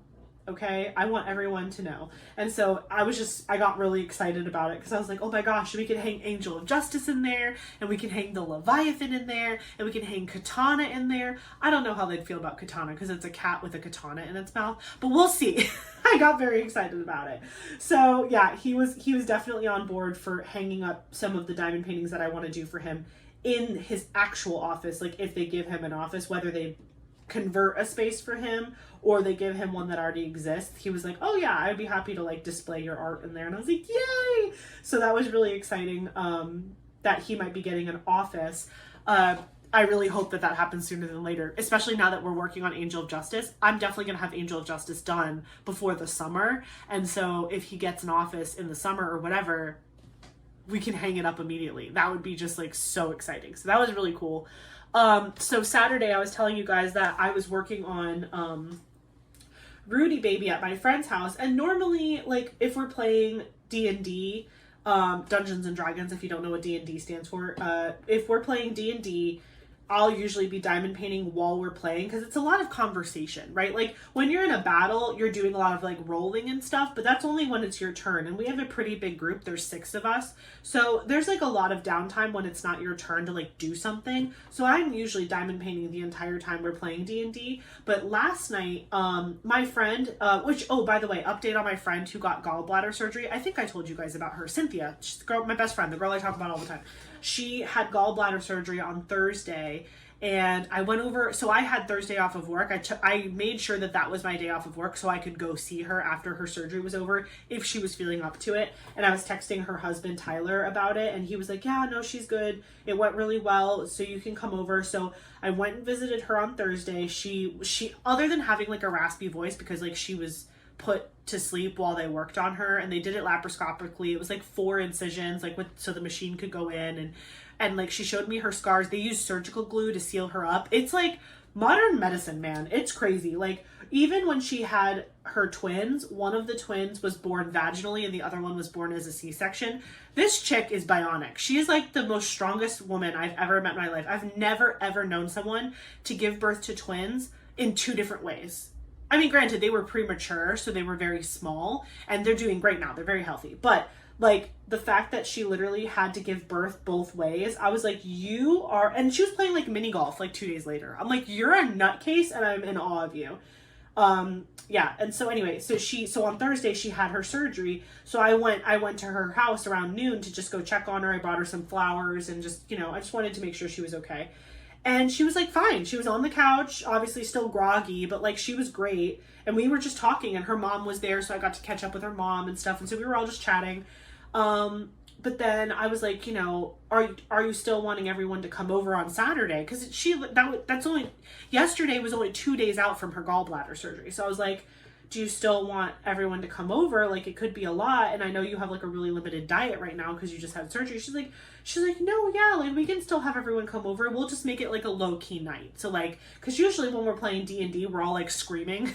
In a good way, but like we're all like screaming. So she was like, yeah, I think we'll just like do movies and like have dinner or whatever. So we had a ramen night because again, she's pretty much on a brat diet, which is like broth, rice, applesauce, and toast. That's like a brat diet. So that's like a really good diet if you're having like a lot of stomach issues, or if you're trying to recover from surgery and slowly reintroduce regular food into your diet. Oop, that does not go there. See? Wait, I gotta put my finger there so I don't forget where it was. I put it down on the squiggly one. I was supposed to put it down on the percent sign. There we go. Anyway, so she's a trooper, man. She was like up and down and not running around, but she was moving on Saturday. She wasn't like restricted to the couch. She probably should have sat down more than she did, but that's just her personality. She doesn't know how to sit down. So, but she was doing fine, and she was taking her pain medications and all that stuff. So she was good. But anyway, normally we play D&D, but because she was like recovering, we decided to just like watch movies and hang out. And my other friend, Sam, him and his wife Kelly, who also come over all the time. Kelly is the DM usually for us. They play Magic the Gathering, and so do Eric and I. We actually played before we met them. We got into it in college, but then we kind of fell off because if you don't really have like a group to play with, I mean, obviously Eric and I could play with each other, but it's way more fun when you have like at least 4 people playing Magic. Magic the Gathering is a card game, so think if you don't know anything about card games, think of like Pokemon, but it's not Pokemon. It's different, but it's essentially like a card game where you have your characters battle each other and there's life, and you know, the last person surviving wins. It's like that. But it's so much fun. And we played in college, but then we kind of fell off of it because we didn't really have anyone else to play with. And then when our friends Sam and Kelly moved to Florida, they play a lot, and so it reawakened that passion for us because we hadn't played in so long. But Eric and I both have so many decks and so many cards. We play Commander. If you are familiar with Magic the Gathering, we play Commander, which is 100 cards. And you have a commander separate from that. And so my friend Cynthia, who had the surgery, she wanted to learn how to play Magic the Gathering, which, you know, she plays video games with us, but normally she's not super into the nerdy stuff. Like the fact that everybody wanted to play like Dungeons and Dragons, I was shocked. I was like, oh my gosh, like they're into this. Like that's so cool. I knew Sam and Kelly were, but I wasn't expecting Cynthia and Tyler to be into it, but they're totally into it, which is awesome. So Cynthia was asking about Magic the Gathering, and so Sam was like, oh, well, we'll teach you. So when we went over to their house last night, before we started eating dinner, we were just like, I was diamond painting. We were just hanging out. The kids were still downstairs finishing up their dinner and watching TV. And then when Cynthia put the kids to bed, we were watching a bunch of Adam Sandler movies because Eric found out that I had never seen, oh gosh, what was the first one we watched? Oh no, it's the golf one. Which one is that? Oh, I feel so bad. I totally paid attention and I watched it. It was a really funny movie. It's the one where he's the golfer, but he's he wanted to be a hockey player, but he wasn't good at hockey, and then he became the golfer and he won the tournament. oh my gosh, his name is, is it Happy Gilmore? Is that the name of the movie? I know his name is Happy Gilmore. I'm pretty sure that's also the name of the movie. Very, very famous Adam Sandler movie. But the reason we got on that topic was so funny because I'm a big fan of the New Heights podcast, which is Jason and Travis Kelce. They're brothers. Jason Kelce is retired, but he used to play on O-line for the Eagles, Philadelphia Eagles. And then Travis Kelce, I'm sure you know, is a tight end for the Chiefs. And the Chiefs are in the Super Bowl playing against the Eagles, but Jason's retired, so he's not on the team anymore. But anyway, I've been watching the New Heights podcast for longer than I've been into Travis Kelce. Like, but I was watching New Heights before Taylor Swift came into the picture. That just made it better. That just enhanced my experience. But I was actually watching them before because I actually really enjoy NFL football. And so, I forgot some percents. Sorry. There was some hiding down here. But yeah, so I was watching the New Heights podcast, and because I've been diamond painting so much this year and watching a lot of YouTube like diamond painting content, I kind of fell off of the podcast. They do have a podcast where you can just listen to them talking, but they also have a YouTube channel, and I prefer, if there's a podcast that has a visual, I would rather watch it than listen to it, because there's so many things that they do that's funny, that's like a visual thing. So I watched them at the beginning of the season for this year, but then I kind of fell off the bandwagon a little bit. And so with the Super Bowl coming up, I was like, man, I really got to catch up on that podcast. And each episode is like an hour and a half. And I was like, you know what? Screw it. I had a diamond painting session on Friday night after I got home from the gym. And I was like, you know what? I'm going to put on the podcast and just like watch/listen to it while I'm diamond painting, which is probably why I got so far on this, because I was like listening to them the whole time. But one of the first episodes of this season, which I believe they're on season 3 of the podcast, they had on Adam Sandler as a special guest, and Adam Sandler, and they were just talking, and honestly, the podcast is really good. They do talk about football, but they talk about a lot of things outside of football too. Like, if you just really like podcasts with like people who have really funny personalities, like New Heights is a great podcast, and it's even great for people who don't understand football. They're not talking just football the entire podcast. They're also talking about their personal lives and what they got to do that week and like other stuff. It's still a football podcast, but like when they bring on special guests, like they brought on Adam Sandler and they barely talked football with him. So it's highly recommend that podcast. I'll link the channel below for New Heights. But anyway, Adam Sandler was the special guest. They were talking a lot about SNL and how Adam Sandler was on SNL for a while, and then Travis was talking about how he was like so emotional when he got to be a host one time for SNL, and like it was like one of the best experiences of his life. And then they started talking about Adam Sandler's movies, and they were like, do people just like quote things to you all the time, and like Billy Madison and Waterboy and like whatever. And he was like, yeah, I get a lot of quotes and stuff. And he's like, honestly, I've done so much, I sometimes forget what the quote is from. Like, people will say things to me and I'm like, I don't even remember where that's from. And then I was telling Eric, because I had the podcast on, so Eric was listening to it too. And I was like, Eric, it's so funny because I don't recognize any of those quotes, because I've only watched Adam Sandler's rom-coms. I have not seen any of his like sports movies and stuff. I haven't seen a ton of Adam Sandler movies. Like, and it's not because I don't like him. I just haven't gotten around to it. Like, I've seen 50 First Dates, Just Go With It, Mr. Deeds. Is that what it's called? I think it's called Mr. Deeds. I haven't seen Click all the way through. I've seen a couple pieces of it. Oh my gosh, Hubie Halloween is a Halloween special on Netflix. Funniest Halloween movie ever. Go watch it. It's hilarious. Hubie Halloween. So I've seen a couple Adam Sandler movies, but not a ton. And Eric was like offended. So when we went to my friend's house last night, we decided that we were going to have like an Adam Sandler marathon. Adam Sandler marathon. And so we watched Happy Gilmore. We watched Waterboy. And then after watching just those two, it was super late already. And we were still playing the first round of the Magic game that we were playing, because we were teaching Cynthia. So we were going like a lot slower than normal.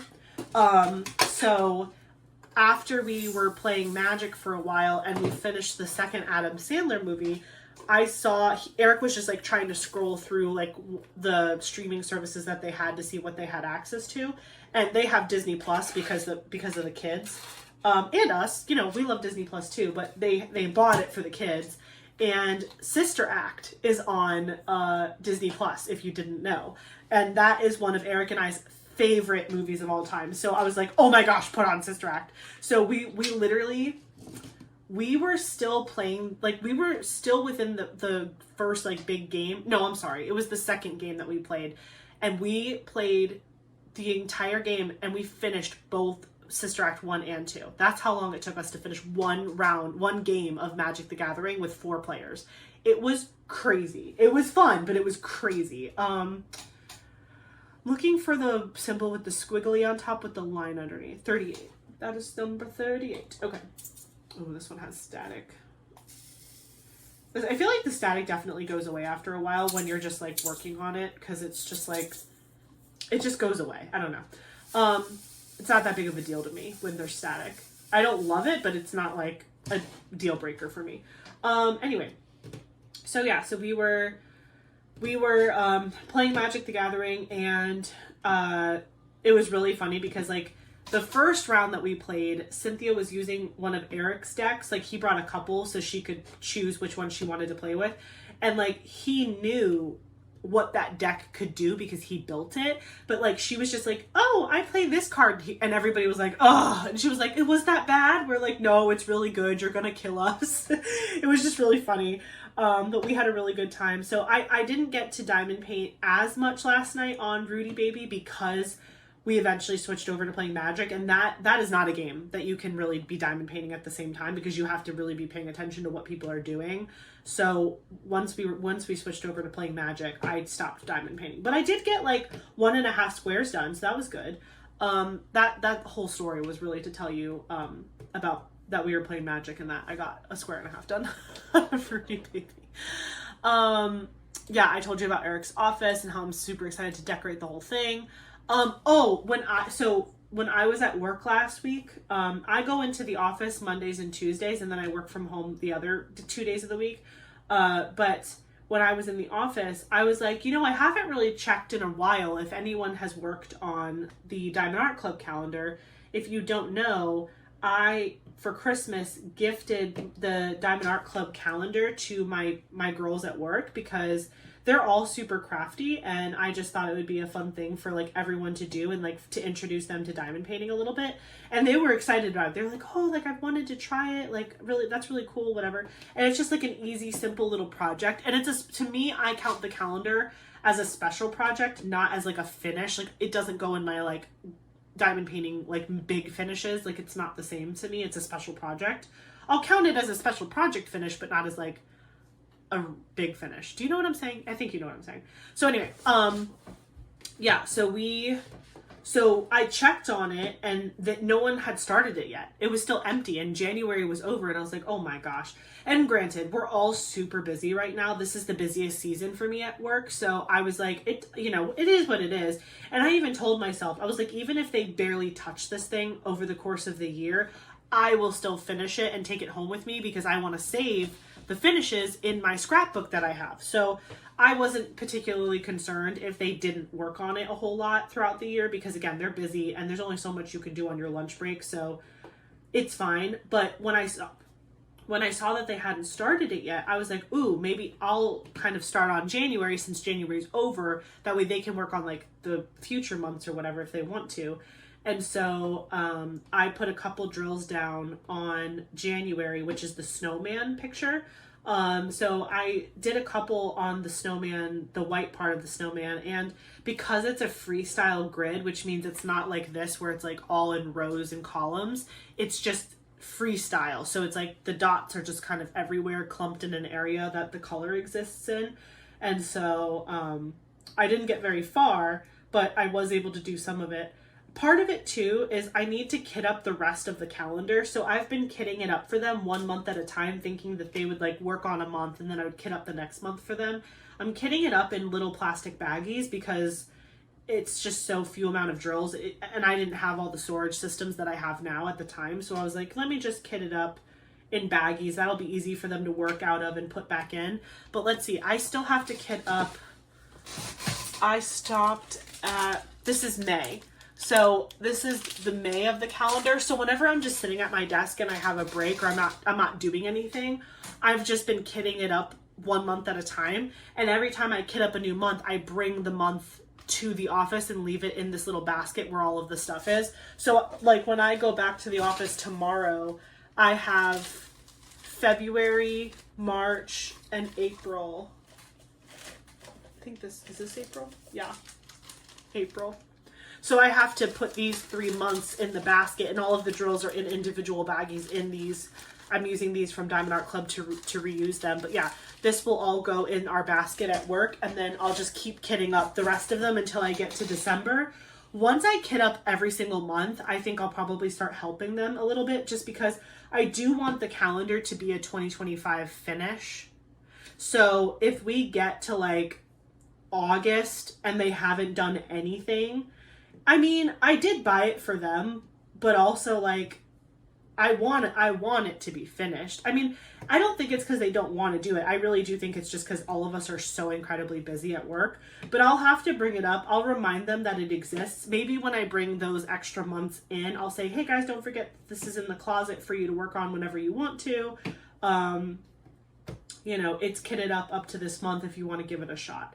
So I will remind them that it exists, because that might be part of the problem too, is they just don't remember it's there. But yeah, I've kitted up through April, and I'll continue to kit that up slowly over time. And then if by August there's not a lot of work done in it, I'll probably, during my lunch breaks in the office, I'll work on it to get them back up to speed to where they're at least up to August. And then if they continue to not work on it, I'll finish it up.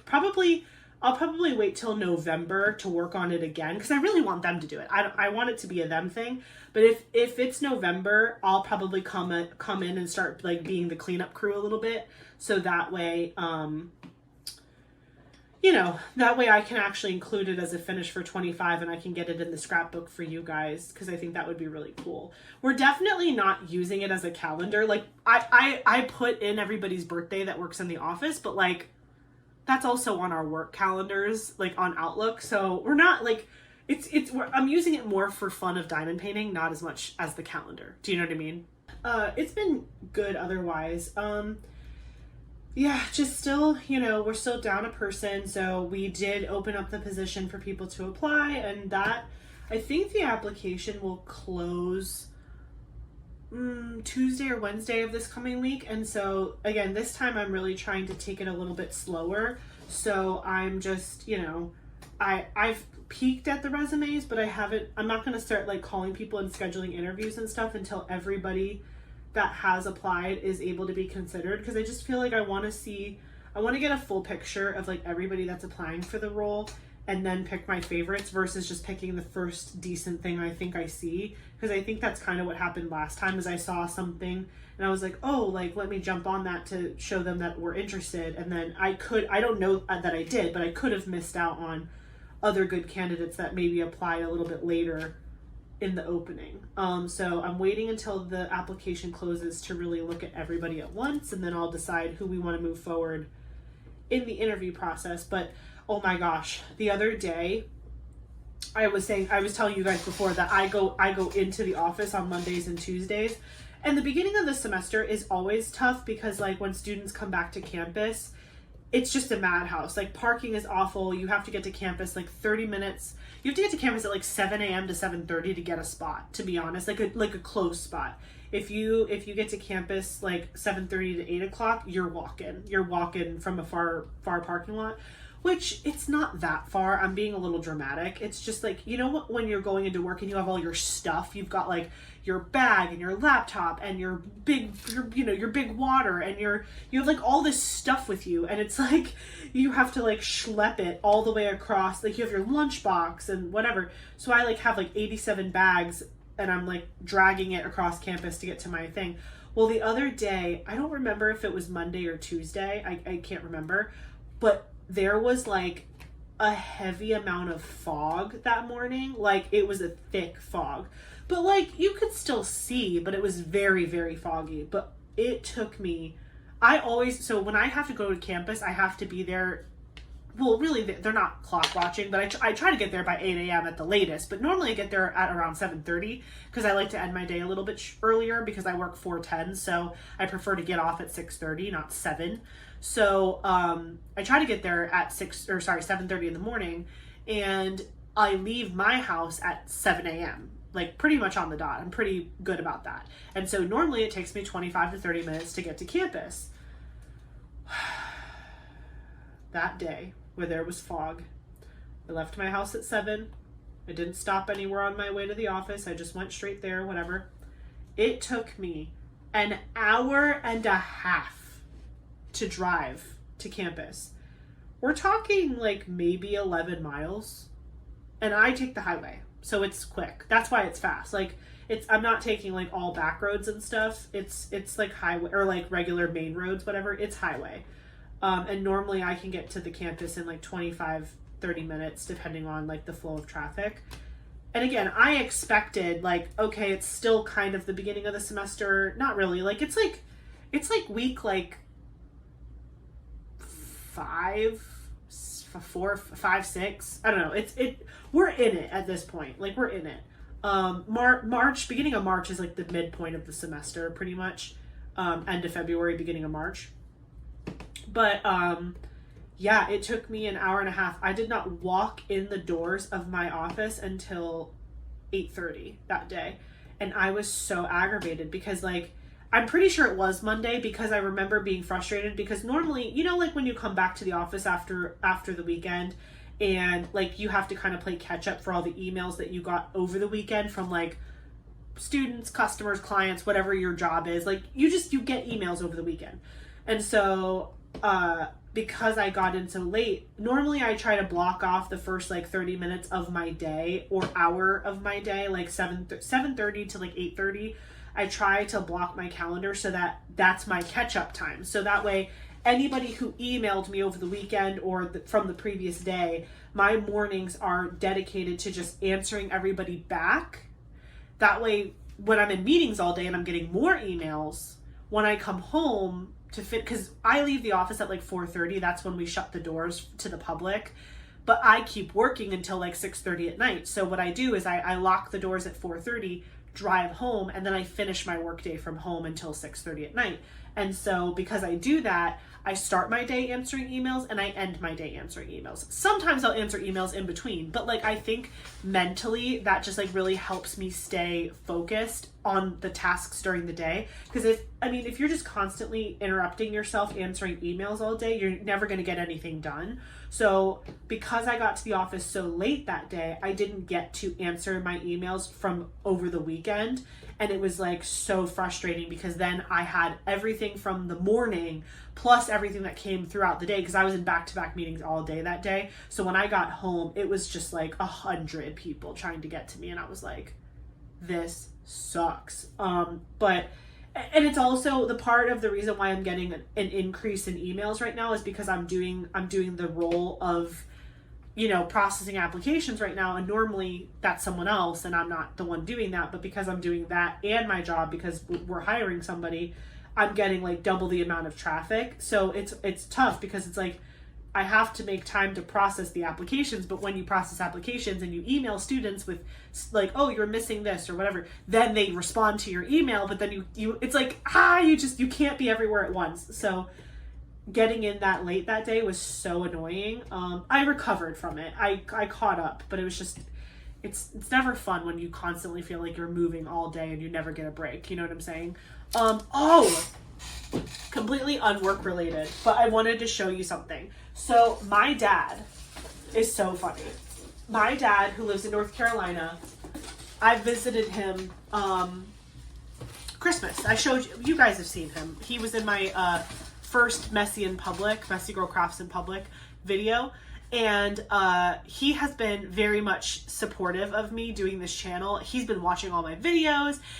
He's so funny. He's really into the analytics of everything. And so he's like, oh, every time I get an ad, I'm like making you money. And I'm like, you go, Dad. Like, thank you so much for supporting me. I very much appreciate it. So he's like into it. He's like trying to like fast forward to trigger ads. He's so funny. So anyway, he's been watching a lot of my videos, and he has them on in the background, but he's probably not like really paying attention. But like, he went to Walmart one day and saw that Walmart had diamond paintings. They have diamond dots at Walmart. And he was like, oh, he like it was really funny. He sent me a picture in an email. I'm like, you could have just texted me that, Dad, but whatever. So he sends me an email with pictures attached of like all of these kits in Walmart. And I'm like, oh my gosh, that's so cute. I hadn't seen them yet. Like, cause I don't go to Walmart too often. I don't go to Target either. I'm an internet shopper. So anyway, he showed me these pictures and I was like, oh, those are really cute. I'll have to make my way to Walmart to like check them out or whatever. And he's like, yeah, whatever. And he saw this one. And it's this cute little wolf guy. And I was like, oh yeah, the wolf is really cute. And he's like, oh yeah, it's cute. A month goes by. We don't talk about it again. He sends me a text message, which is a video of him. And I'm gonna play you the video. Here, let me play you the video that he sent me. All right, here we go. So I got together a few little things for your show. I'm gonna mail this out. And you can use them as you see fit, but there are 4 different kits in here. And you can use them as a raffle for some of your subscribers. You can turn some people on, because some of them are medium in size, to the craft. But this is from me to you. And good luck. Look what I'm watching. Love you. Isn't he so funny? So he sends me that video, right? He's like, I'm like, what is he doing? Is he about to do an unboxing for me?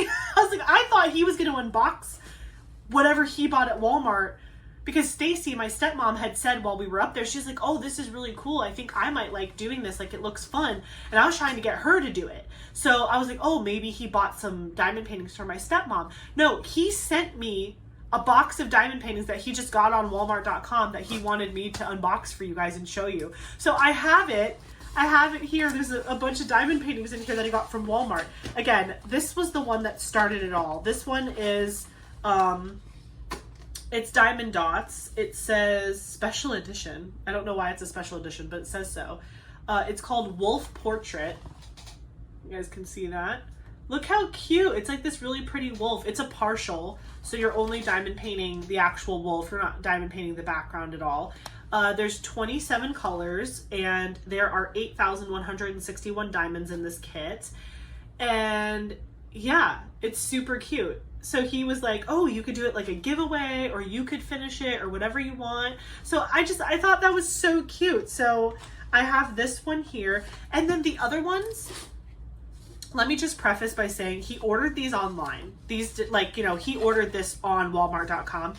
And I don't know if you guys have ever noticed this, but sometimes like other people can use websites like that for drop shipping from not Walmart.com. I don't truly understand how it all works, but I know that like people can buy things through Walmart.com that's not Walmart. And I don't think that my dad knows that. I think he just saw Google diamond painting, like put diamond paintings in the search bar at Walmart and just got a bunch of cute ones that he liked. So I'm going to say that this is for sure Diamond Dots. This is like a real diamond painting company. These other ones are probably more like Temu-ish style, like probably direct shipped from China. Who knows if they're legally licensed or not. The images look pretty standard stock imagey, so I don't think that there's a problem here. But if you happen to see one of these pictures and you're like, I know who that artist is, please tell me and I'll give them credit in my description box. But these I think are just like something you could get like on an Amazon, a Walmart.com search, Temu, AliExpress. They're cute though, and again, he did something so sweet and nice for me, and so I want to show them to you regardless, because what a cute thing to do. So diamond painting, he got me this one, which is like a soldier. Really cool. It's like a soldier in front of an American flag. Can't tell what branch. I want to say army, but I can't tell. Maybe I'll be able to tell through the canvas a lot better. But I got this one, and I don't think he didn't open this box like beforehand. I don't think so. I don't think he really even knows what all came with it. But the soldier, oh, I don't think I said that with the wolf. The wolf, do you say a size? I'm looking for the size of the wolf. Okay, the wolf is 13.8 inch by 16.9 inch, or 35 centimeter by 43 centimeter. The soldier is 40 centimeter by 30 centimeter, so that's a great size. And then I got the soldier one. I got this really cool sun and moon one.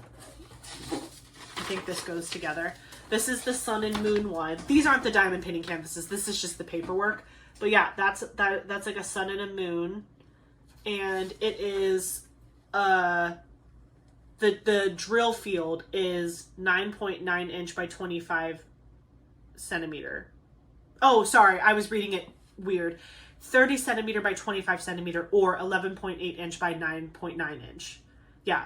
But then here it says 30 by 30. Do you see how like the little square here says 30 by 30, but then up top it says 30 by 25? It is what it is. It is what it is. It looks like it might not be a perfect square, so it's probably 30 by 25. That's probably correct. But it has the schematic here on the side listed. So this appears to have 22 colors. The soldier does not have the colors listed here, so we'll have to look at that when we look at the canvas. But yeah, the sun and the moon, 22 colors, 30 by 25 centimeter. The next one he got me was this really pretty one of Jesus. My dad and my stepmom love like this type of art, like crosses, Jesus on the cross, like they love that imagery and it's like very meaningful to them. So he sent me this one as a diamond painting. So it's Jesus with his crown of thorns. This is 22 colors, I believe. Yes. And I don't see the size listed with this one. Maybe my dad did open this and maybe he printed these out from the internet. I don't know. I couldn't tell because everything's packaged. So I thought he just like ordered it off the website. But here are the canvases. So here, oh, okay. So yeah, the Jesus canvas is 22 colors. It's a 30 by 40 centimeter. Let me open this one up. It's a black and white image, which is interesting. I should do these and then give them to them since they picked them out. I should because I know that they would really like this Jesus one. Let's see. Putting this on the floor. Did you know you were going to get an unboxing in the middle of a whip and shed? So this is the little toolkit that it came with. Just basic toolkit, little squishy down at the bottom, bag of baggies, whatever. This is the pack of drills for Jesus. So again, black, white, gray. It's a grayscale picture. And then this is the canvas. It looks pretty good from far away. That looks pretty good. It's like, it's like a cheap canvas material, but let's test the glue. Glue is very sticky. All the colors are listed right there. So again, pretty decent symbol clarity, nothing crazy. But yeah, this is Jesus. And yeah, I would totally do this for them if they wanted it, if they wanted me to hang it up. I hope it looks this clear when the diamonds are down. The diamonds are acrylic drills and they're round. So that was Jesus. So we'll put Jesus to the side over here. Let's see. Ugh. Let's open up the soldier. This one is the soldier. By the way, Dad, if you're watching this, thank you so much. You're such a sweetheart. Thank you. Everybody leave nice comments for my dad in the comment section so we can say hi to him. Ooh, that was the canvas, not the... I thought this was the external plastic, so I started peeling it down. There we go. So let's see what we have. We have another little basic toolkit. Ooh, so these, wow. So this canvas with the soldier, look, it came in a bag of baggies. It came kitted up already. That's pretty nice. That's pretty nice. Okay, so this is the soldier canvas. Where did I accidentally pull it up? I think, was it up here? Yeah, let me fix the plastic. It's definitely sticky. I felt that right away when I touched it on accident. Hold on, I'm trying to fix the plastic. It's got like a thin plastic cover. Again, these canvases are just exactly what you would picture from like a Temu or a AliExpress, but they're cute. Here's the soldier. He's cute. There's 24 colors on him. Symbols look good. Space is a little muddy there, but I mean, again, it's just like a little fun snack size canvas. Nothing crazy. I'm just rolling this up. So that way it's poured glue, so that's good. But yeah, a cool soldier. Again, I can't tell if it's like a Marine or an Army, Navy. Well, you know, I can't tell, but it's cool. Let me put that together with its drills. That is really cool though. I've never seen like a budget kit come with the drills kitted up in bags like that. So that's pretty cool. Just folding that over so it can stay nice together. So we have that. And then the next one that I have, oh, I see. I put well, I'll probably leave the canvas out so it can get flatter. I probably won't put the canvas back in the plastic bag. I'll just put the drills in there. This is the sun and the moon. Let's take a look.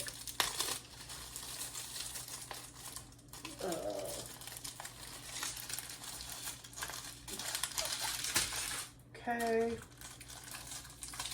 Trying to not like rip the plastic bag here. Whoops. There we go. There we go. Okay. So, these are the drills for the sun and the moon. Super colorful. Lots of like purples and blues and blacks on one side, and then all of the colorful ones on the other side. And then, where did it go? Here it is. This is the 30 by 30 sun and moon canvas. Oh my gosh, it's so little! It's so tiny. This one will be cute to do. Very, very cute. Little sun and moon. Again, it's a little 30 by 30. It has 20 colors, round drills, but just like a cute little canvas. Again, symbol quality. It's all right. You can see. I can tell what's going on. Probably do a lot of single placing on this one. But that's so cute. Thanks, Dad. I appreciate you. Now, what I really need to do is send my dad some of the... I'm like, hey, Dad, if you want to buy me a canvas, I've got some shops I can send you. I should... oh, gosh. I should give him, like, Munimate and Jade's website and Enabler's Outpost, and I'll be like, here you go, Dad. Go to town. Send me whatever you want. But, yeah, that's so cute. I love it. Dad, thank you so much if you're watching this. Thank you. Thank you, thank you, thank you. Oh, we didn't open the wolf. Let me open the wolf. I'm sorry. I didn't... Of course, the one that I know is like diamond dots. I'm like, you guys don't need to see that. Let me open this one. Try not to rip the box like a savage, but it might happen. It might happen anyway. Oh, that's why. I need to use my cutter to open it. There's like a little seal on the side. Okay. There we go. Very good.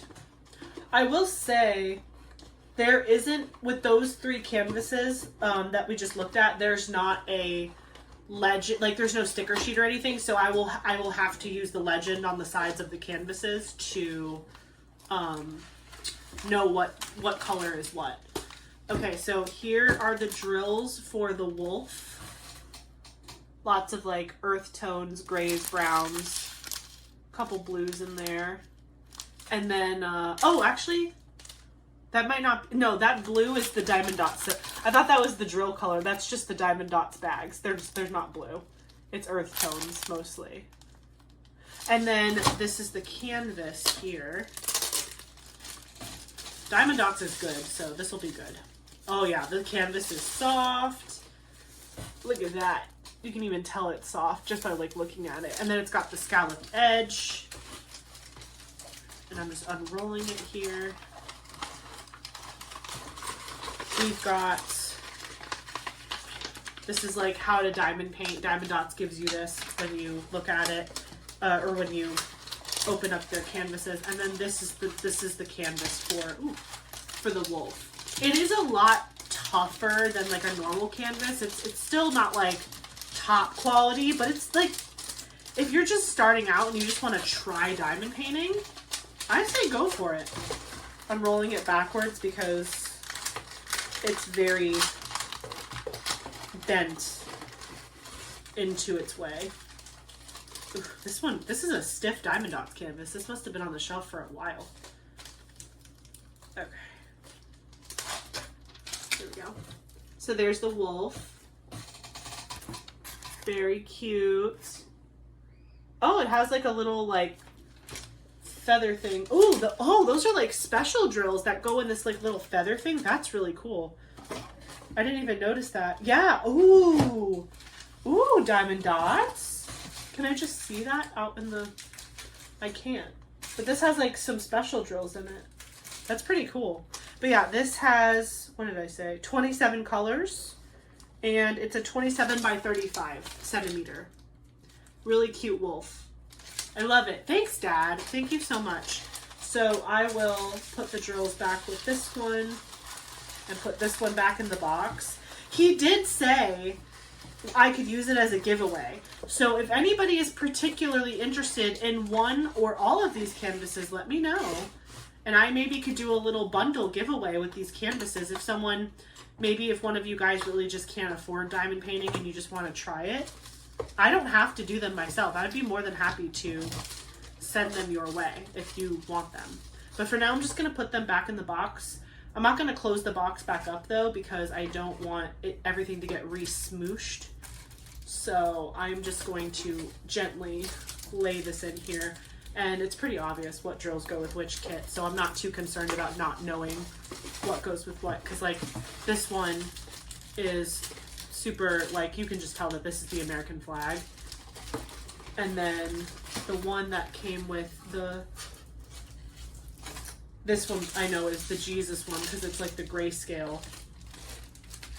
And then there's another drill pack that I have to find for the American flag. But yeah, that's everything. This one, if you guys don't want it, I might keep this one and do it for my dad because I think he would really like this one.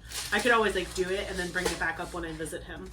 So yeah, that is what my dad sent me in the mail. So enjoy. I hope you enjoyed that little mid whip and chat unboxing. I think I have everything that I just took out. I'm just gonna gently put this on the floor so I don't mess it all up. Okay, so yeah, I wanted to share that with you guys because I just thought that was so cute and funny. Let me move my stuff back over. Okay, what else did I have to share with you?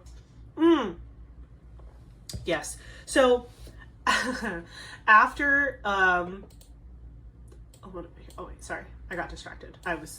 Anyway, so after, what was I saying? First of all, let me see what number I'm on. This is 38, which is the line with the squiggle. Okay, so Sarah, who you guys met in that one video where I was like running around and getting different stuff at like Michael's and Hobby Lobby the first time. So her and I are both, we have a lot in common. Like we're good friends. Her and Casey are the ones that we work out with on Fridays. And we both are really into reading. We both are really into crafting and stuff. And so that day that we were out and about shopping and craft shopping, I had said like, oh, would you try a diamond painting? And she was like, oh, like, I think I would really like doing the cards, like the diamond painting cards. And I was like, oh, okay. Like they definitely sell that with a bunch of different people, whatever. I was like, I should give you the leftovers of the one that I'm doing right now. Cause I showed you guys a couple times in previous videos. I finished, there was like a Christmas set from Michael's. It was like a Merry Christmas with like a wreath around it. And I had done one of those cards. It was a pack of 4. I did one of them for my brother-in-law for Christmas because he moved to Wisconsin and I didn't get to see him during the holiday. So we sent him a gift card and I diamond painted that card for him to send him in the mail. And I had 3 left over and the Christmas season was over. And I was like, well, I was like, Sarah, if you want, you can try these Christmas cards just to practice and see if you like it. I'll bring them to you the next time we work out together. And she was like, okay. So the next time we all got together to work out, I was like, oh man, I forgot the cards. I'll bring them next time. forgot again. Then I was joking with her, and I was like, if I forget to bring the cards one more time, I have to do a double workout. Like, we have this arm workout that we're doing right now. Actually, I'm going to link it below. It's a YouTube video. So I've been going to the gym very consistently for the last like year and a half, and it's been doing wonders for me. I feel great. I feel like I look different. I think I'm stronger. It's doing wonders for me. But I feel like as I'm losing weight, you know how like there's loose skin when you lose weight, and it's important to make sure that you're like toning up, so that way your skin and the elasticity of your skin you can just like work on getting your skin tighter. And so we were talking about how like we feel like both of us have really flappy arms and like we're gonna fly away or whatever. And then she had told me that she back in the day, I don't even remember how long ago, I don't know if she was doing it for her wedding or if she was doing it she knew about it before then, but she knew of this video. It's a 10-minute arm workout, and it's like, basically its title is something crazy like workouts you can have arms like a Victoria's Secret model. And when she was explaining this to me, I was like, how are you ever gonna get like a good toned arm workout in 10 minutes? Like, in my mind, if it's not longer than like a half hour, I don't understand how it can be effective, but clearly it can be. I'm just not like I don't get it. Like, it's crazy to me that something so short can be so effective. But let me tell you, okay, I've done it like 3 or 4 times already. Number one, yes, it's effective, but number two, it hurts like a you know what. Okay. She told me, she's like, yeah, you only use 3-pound weights and 5-pound weights in this workout. And I was like, how are you ever gonna get toned up using such small amounts of weights for such a short amount of time? Man, boys and girls watching this video, if you want a fast and efficient arm workout, this video is literally 10 minutes. There's no warm up. You just jump straight into the arm workout. So I would recommend maybe doing some arm stretches before you hit the video. And there's not really a cool down either. She does like one stretch at the end, but it's just like doing this to like really get your arms stretched out. But like, if you want a quick 10-minute arm workout and you're comfortable using 5s and 3s and you have those at your disposal, I'll put it in the description box below. It is a really good arm workout, and it is truly 10 minutes. There's no fuss, no muss. It's like you jump in, you do it, it's over. The video is definitely from like the 90s. It's really funny. Like, you can tell it's like an old video. But yeah, it's quick and effective. And she was telling me, she's like, I couldn't even, when I first started doing the workout, I had so much, like, my arms were burning so much that I couldn't even use weights. I was just using my arms like without weights in them to do the workout at first. And she's like gradually gotten to use the weights. I've been using 5s and 3s since the beginning, but that's just because I just was able to do that sooner. So for you guys at home, if you do the workout, you can do it without weights if you don't feel comfortable using weights, or if you have like mobility issues, or you just want to try it to start really slow. It's a 10-minute video. Watch the video first. It's 10 minutes long. Watch it so you can make sure you feel comfortable doing all the moves, and then decide for yourself if you want to use weights at all or no weights, or maybe just you can do 3 pounds and 1 pound. You can do 5 and 3s. They don't go above 5, so I don't plan to go above 5s because I don't want to pull something, but it's a good arm workout. But anyways, back to what I was saying. So I told her if I don't bring the cards, I have to do that twice, because I've been doing that once a week every Monday. So normally my workout schedule is Wednesday, Thursday, Friday, Saturday, but a lot of times we get all mixed up during the week, and so sometimes those days get spread out differently than that. But usually I physically go to the gym 4 times a week. I'll go Wednesday, Thursday, Friday after work. Fridays we go with them, so we do like a double date workout. It's fun. And then Saturdays, Eric and I just go in the morning usually, just to like get a good one in before we eat like cows. Because Saturday is our worst eating day because we're with our friends. So we really like to get a workout in on the day that we eat like crap, because it just makes us feel better about it. So that's usually what we do. But I told her, I was like, if I forget the cards again, I have to do double arm workout that week, because normally I only do it once a week. I'll do the arm workout on Mondays. So really the only day I'm not moving my body like for working out is Sundays and Tuesdays. So it's not bad. And the arm workout is 10 minutes, so it kind of counts as a rest day to me personally, but it's good. So anyway, the Friday came up, which is normally the day that we all work out together, and Casey and Eric both were not feeling well at the same time. I think I told you guys a while ago that, like, last week during my whip and chat, that Eric was feeling a little under the weather. He's doing much better now. He's totally recovered. But, like, he wasn't feeling too hot last Friday, and so we decided not to, or 2 Fridays ago. So we decided to not go to the gym because Casey, who we always joke is like Eric's twin brother, they have the same birthday and they kind of look alike, and they're just, we call them the twins. So they were both sick at the same time. So Sarah and I were like, okay, we're not going to go to the gym tonight. But because I had the cards ready to go that night, because I like remembered, but then like we skipped because the boys weren't feeling well.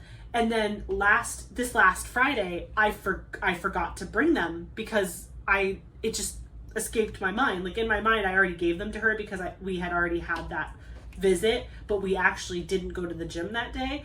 So then like a day later, she texts me and she was like, you didn't bring me the cards. And I was like, crap. I was like, no. So I had to do the arm workout twice. I've already done it once this week, but today I'm going to do it again. Eric is probably going to go. Eric doesn't care about the Super Bowl. He does not care about football or sports really at all.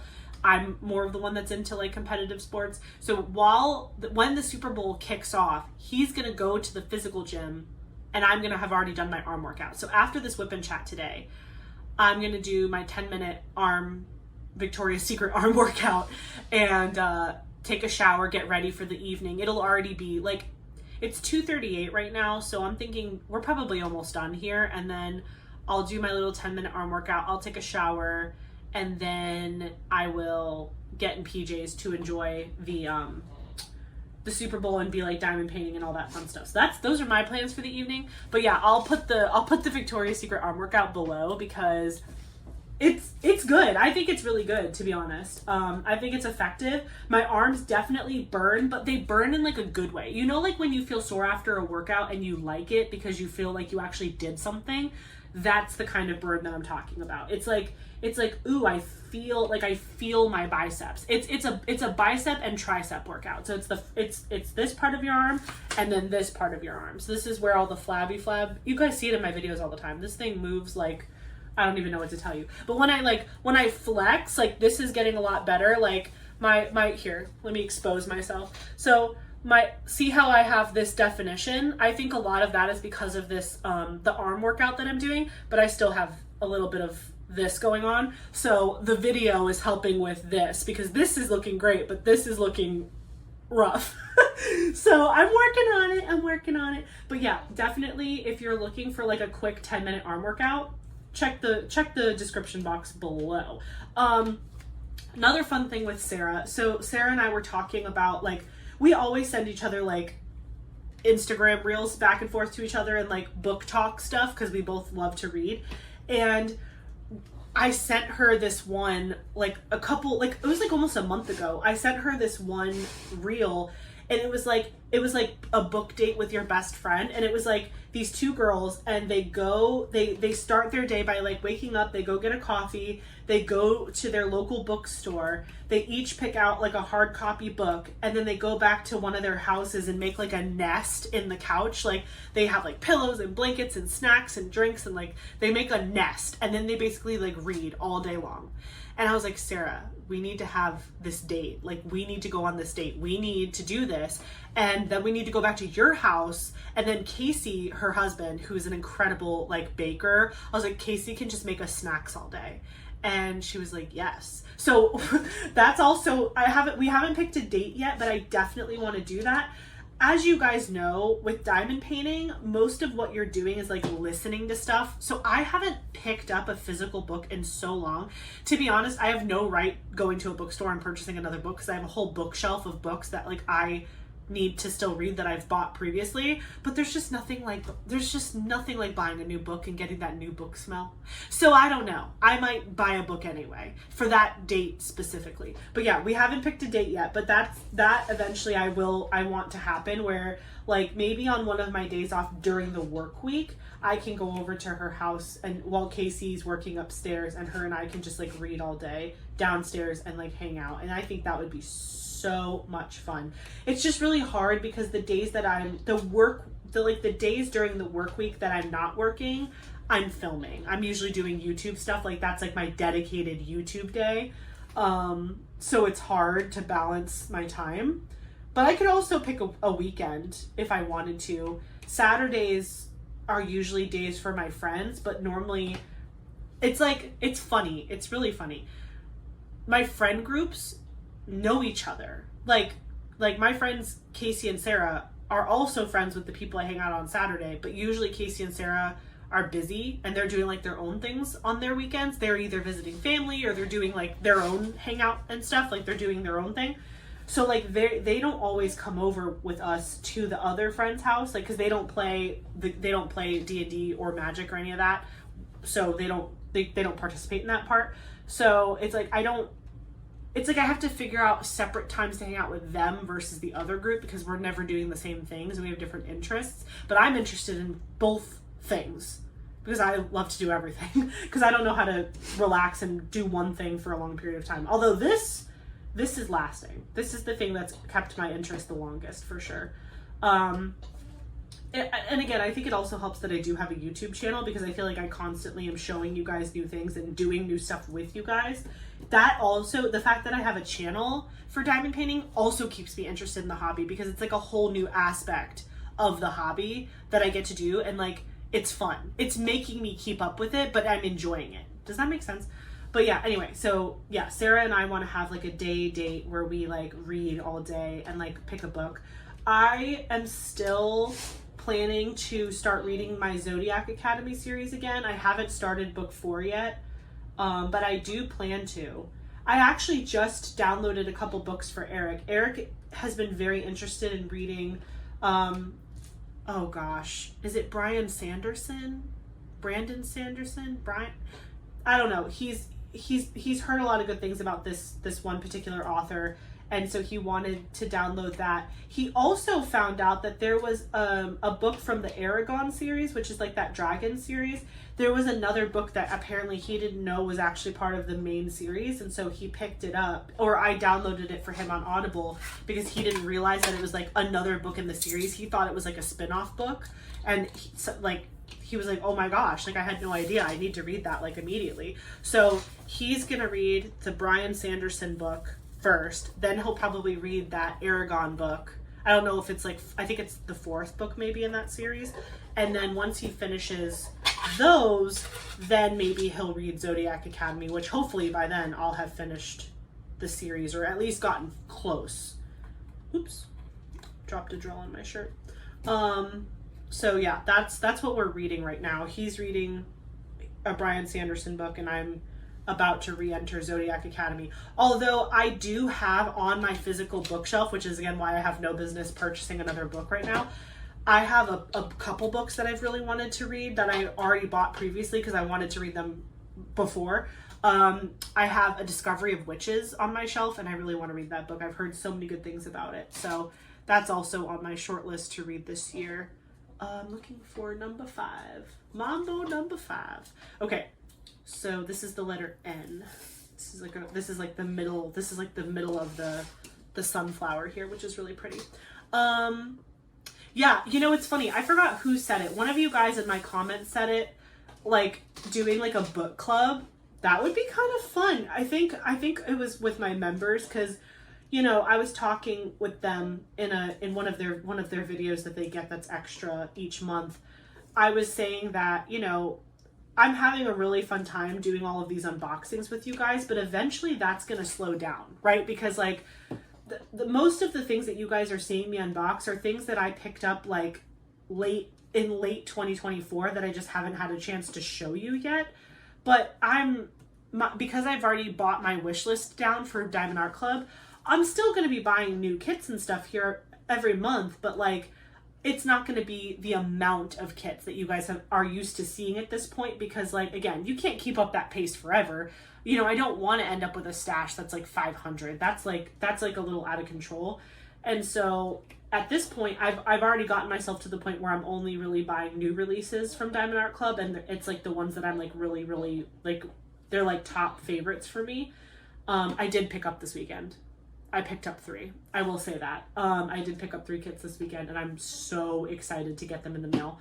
But anyway, that's what I'm talking about. Like I'll buy 3 new releases, but like if that's all that I end up buying this month, then you're less likely to have an unboxing that has like a million kits in it. Well, not a million, but you know what I mean. Like most of my unboxings have at least 6 kits in them.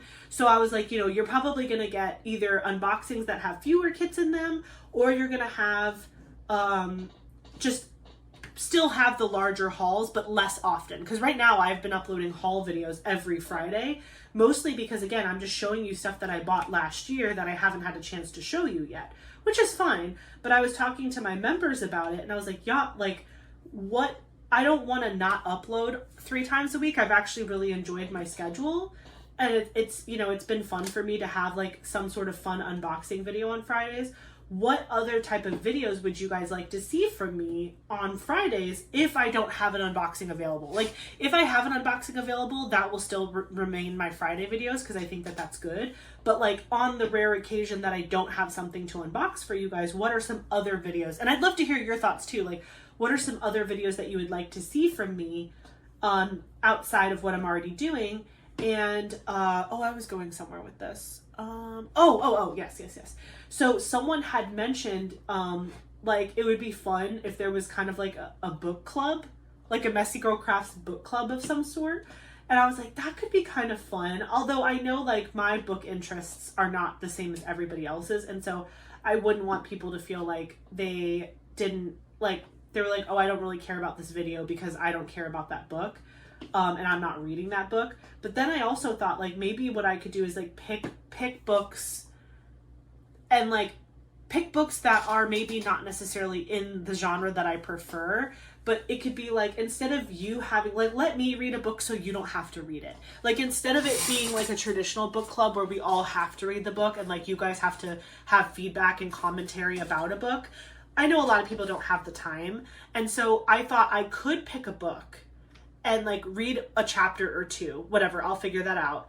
And then like I would basically summarize it for you. So like it would be like a whip and chat, but it would be like you whip, I chat. But it was like a book club where I basically, because I wish I could just read you the book on camera. That would be incredible, but like that's a copyright issue 100%.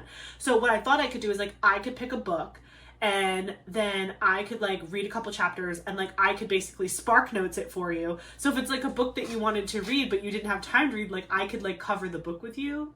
That was one idea. Another idea that I had, and this one I'm on the fence about. I really want to hear how you guys feel about it.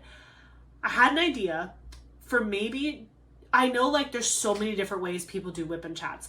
I like to do them face forward because I think I make stupid faces and I think it's funny, like that you guys can watch me while I diamond paint. And I just like I like showing my face on camera. I just feel like it's more personal. And I feel like it feels like we're actually sharing space together and we're hanging out and talking to each other when I'm like this. But some people do like the top down view where you really get to look at the diamond painting and you get to see the drills being placed. And like, I know that like, that is very relaxing for some people to watch, like, or just have in the background. And I was thinking about it. Eric and I, every single night without fail, we always go to bed to one of those like ambiance videos. Like, it's like a 10-hour video of like rain, and like it's a beautiful apartment with like a glass window and it's raining outside and there's like, a city behind it, or it's like a mountain, or, it's just like, it's a calming evening scene with like a fire crackling or rain or just something relaxing. Eric and I go to bed to it every single night. We go to different worlds every night. And it's like, again, it's like a 10-hour video. We set a timer on the TV to go off after like 2 hours, and it helps us go to sleep.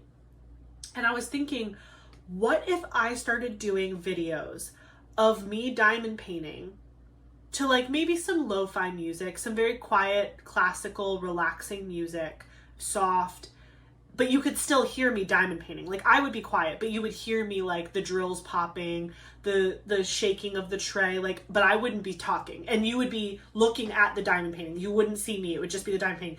And I could film like maybe like a 3-hour video of me just having a diamond painting session, but quietly. And then you guys, that could be like, maybe that could be something you could put on in the background you know, either to go to sleep to, or maybe if you're diamond painting and you just like ambiance noise, like background noise, you could just throw that video on in the background and it feels like you're diamond painting with a friend. I don't know. If that's super creepy and weird, tell me and I won't do it. But I just thought that could be like another, every once in a while. I'm not talking like a weekly video of that unless you want it. But like my thought process was maybe like once a month or so, like I could make like a video that was like, you know, with a new kit, working on a section. And again, I wouldn't be talking. I would maybe do like an intro and an outro just to say hi. But like the whole video would just be like really quiet music playing while I was diamond painting. And you guys could really just watch me diamond paint or listen to me diamond paint, whatever you prefer. Let me know. That was something that I had thought about that I thought could be fun. If you guys were interested in it. I felt like I couldn't just like hard launch that because then you guys would be like, this is so not you. But I feel like, I mean, when I'm not filming, that's what I'm doing. I'm diamond painting in silence while I listen to something or watch something. So I figured like I could put my headphones in, right? So that way I'm still getting to like diamond paint in peace the way I like to. But then for you guys, like I could be filming at the same time. So you guys could be watching me in a closer way, put drills down on the canvas, multi-place, shake the tray. It's not, I don't want to call it full ASMR. It's more like ambiance. It would be like an ambiance video. And like, I just think that that could be fun for some people who prefer that kind of content. I know that kind of content isn't for everybody, but me personally, like I could see myself putting that on to go to sleep. Like if I need to start looking it up because I'm sure there's a lot of other creators that already do kind of like those ASMR videos. I'm personally not a big ASMR fan. Like the eating and the crunching, that freaks me out. But like I could totally see myself going to sleep listening to someone like, you know, I could see myself enjoying like the drill popping and the shaking of the tray and the quiet music. Like I don't know. Tell me how you feel about that. I'm open. Or if you have other ideas that you guys would like to see. I'm trying to think of videos that I could do. I could like repeat them. So not repeat the content, but like a thing. Like for example, every week you see a lot of creators doing like weekly roundups where they talk about what new kits are coming out from different shops, or, you know, I feel like that's being done a lot, so I'm not necessarily leaning in that direction, but something like that where it's like every week I could share something with you consistently, because when I'm making my filming schedule, I kind of like to know what's happening. And so as of now, since I started my channel, every Friday is always an unboxing video. And then Sundays are usually my variety videos or my like random ideas videos or small shop unboxings. And then my Wednesday videos are always my chat videos, either whip and chat, kit and chat, post review, kit downs. And so my Wednesday videos and my Sunday videos really aren't changing, but my Friday videos, I was thinking about it and I was like, what am I going to do when my unboxings start to slow down because I've bought all the kits that I missed prior, you know what I mean? Like, what do I do? And so I've just been thinking of some ideas, but I'd love to hear from you guys because obviously it's for you. If you guys are like, we don't really care, if you end up only uploading 2 videos that week, that's fine. Then that's fine. Like, if you guys are like about that life too, I'm okay with that. But I figured I'm already in the groove of uploading 3 times a week, and I'm sure we can all come up with something fun and creative. Another idea that I just kind of half-baked came up with while we were talking. Another idea I had, sorry, there's a hair on my canvas. It could be mine, it could be Winnie's, it could be Kova's, who knows. Another idea that I had was doing like a variety video. Like maybe what I could do is I could move my Sunday videos to Fridays, like my kind of small shop highlight video / random video. Maybe I move that to Fridays, and on Sundays I could do like a random, like other crafts. Like again, I've been coloring. I'm actually, when I go downstairs later, I'm probably going to break out my Cricut to do some things on my Cricut. There's other crafts that I'm doing that I'm not showing on camera, but if you guys are interested in, like, for example, another thing that I'm doing today is I'm baking cookies, because I told Eric I would bake him his favorite cookies for Valentine's Day, but I'm not going to have time during the week, so I'm actually going to bake them today before the Super Bowl starts. So maybe you guys would enjoy like a cooking video or a baking video with me. If you guys like the idea of like a variety video each week that's like not diamond painting, let me know. Lego, we can do Lego together. So those are some ideas that I've had. Again, it could be a mixture of all of the ideas, or if you like one idea a lot, just again, you guys are always so great about giving me feedback in the comments and also being super kind with how you provide me that feedback. So I just really trust you guys, and I really respect your thoughts and opinions. And again, I'm doing these videos for me, but also for you. Like, I want you to like it. I don't want to just put something up and be like, well, I like it, and if you don't like it, I don't care. Like, I want us both to like it. Do you know what I mean? So let me know if you guys have ideas of what you would like to see, or something that you feel like other people aren't really doing, that you're like, man, I don't think I've seen anyone do this, or I don't see a lot of people doing this, and I would love to see more of it. You know, let me know. Again, I feel like I see a lot of people doing kind of the weekly recaps of what's coming out from all of the shops. But somebody did mention, like, it would be cool to have, like, news, like diamond painting news. I'm like, that would be kind of fun. Like, I don't know that I'm the most informed, but I mean, I do follow a ton of people on social media, like small shops, other creators, things going on.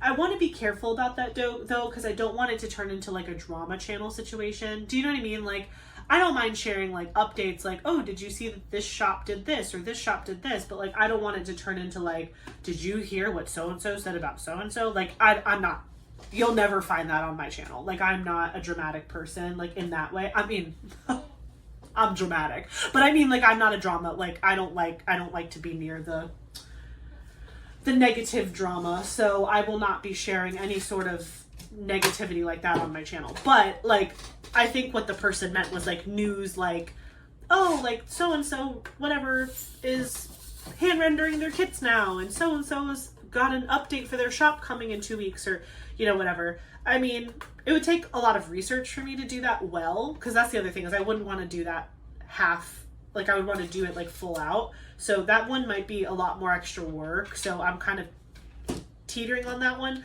But yeah, a variety craft video, maybe a long form video of me just diamond painting without talking, and you guys just really listening to me putting drills down, and like that part, that's an idea. And I know I mentioned some other ones. So let me know in the comments if you guys have any ideas. Again, unboxings aren't going away. It's just that, like, naturally I'm not going to have as many things to unbox in the future. And eventually, like, unboxings will probably be, like, maybe once a month, twice a month instead of every Friday. So I just wanted to gauge what your thoughts were on what those other Friday videos could be. So that way I can, again, be producing things that we both enjoy.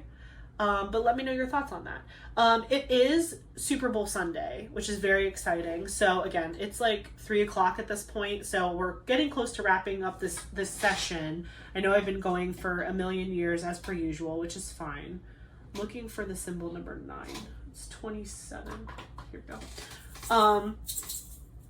So yeah, my plans for the rest of the day, as I kind of mentioned before, is after we're done whip and chatting together, I'm going to go downstairs and I'm going to do my 10-minute arm workout, and then I'm going to get comfy. If I'm really gross, I'll take a shower. I might take a shower after the Super Bowl's over. I'm not really sure. If anything really fun or exciting happens during the Super Bowl, I'll probably add some Super Bowl clips at the end of this video. So stay tuned for that. I probably will take a couple shots of the Super Bowl, me watching the Super Bowl and diamond painting. So stay tuned. There'll probably be a little bit of that at the end of this episode for my whip and chat. But yeah, my plan is to like go downstairs, do my arm workout, bake the cookies for Eric, break out my Cricut, do like I have to finish that work project of making the magnets for work, because if I don't get that done, it's never going to happen, and everyone at work is going to hate me because I promised them I would do it. So I think I'm going to do that first, and then once the magnets are done, the cookies are done, I'm showered and puffed, whatever, then I will diamond paint and watch the Super Bowl. Again, it's only 3 o'clock. I can do a lot in 3.5 hours. The diamond painting doesn't start. The Super Bowl doesn't even start until 6:30. So I have tons of time. And Eric's, oh my gosh, for dinner, Eric's making steak, mashed potatoes, and broccoli. What's better than that? Honestly, like that is, I'm so excited for that. And so yeah, and then like I said, we're gonna eat dinner together, but then once he's done eating dinner and he's ready, he's gonna go to the gym, like physically go to the gym while I watch the Super Bowl and finish whatever I'm doing here. But and then he'll come back, take a shower, and probably watch the end of the Super Bowl with me. They'll probably be playing the Super Bowl at the gym anyway, but I'm just going to do my little 10-minute arm workout today, and that's going to be good enough for me because I don't want to miss anything. So I'm going to be turning it on probably to watch the pregame stuff soon. Like when I go downstairs, I'll probably turn on the pregame and just watch them talk to each other about everything going on. Yeah, but those are my plans. The other thing that I was going to mention is that, let's see. Oh, I've already been going for such a long time. We'll talk about this next week, but I'll give you a little teaser. My mom and I booked all the excursions for our cruise to Alaska, so we picked them all. So I'll save it for next time just because like we're already running pretty late right now. But we picked some really, really cool excursions. We're not doing all the same ones. Some of the ones that she's doing is different from the ones that I'm doing. But like we'll be together the whole time on the cruise. So like it'll kind of be fun to come to dinner at night and be like, oh my gosh, what did you see? What did you see? Because we'll be doing some different things. Some of them are the same, but some of them we decided to do two different things, or like they're doing something and we're not doing it or whatever, just based on like interest level. That's the best thing about a cruise though, is everybody can do whatever they want, and it's like you can always just meet up on the ship later and like talk about it and whatever. So yeah, next time we get together, I will tell you about the excursions we picked and kind of where we're at with like cruise planning and maybe some diamond painting stuff that I've been thinking about for the cruise as well. But that is the end of that color. So I got pretty far during this whip and chat. I only have, let me see what you can see.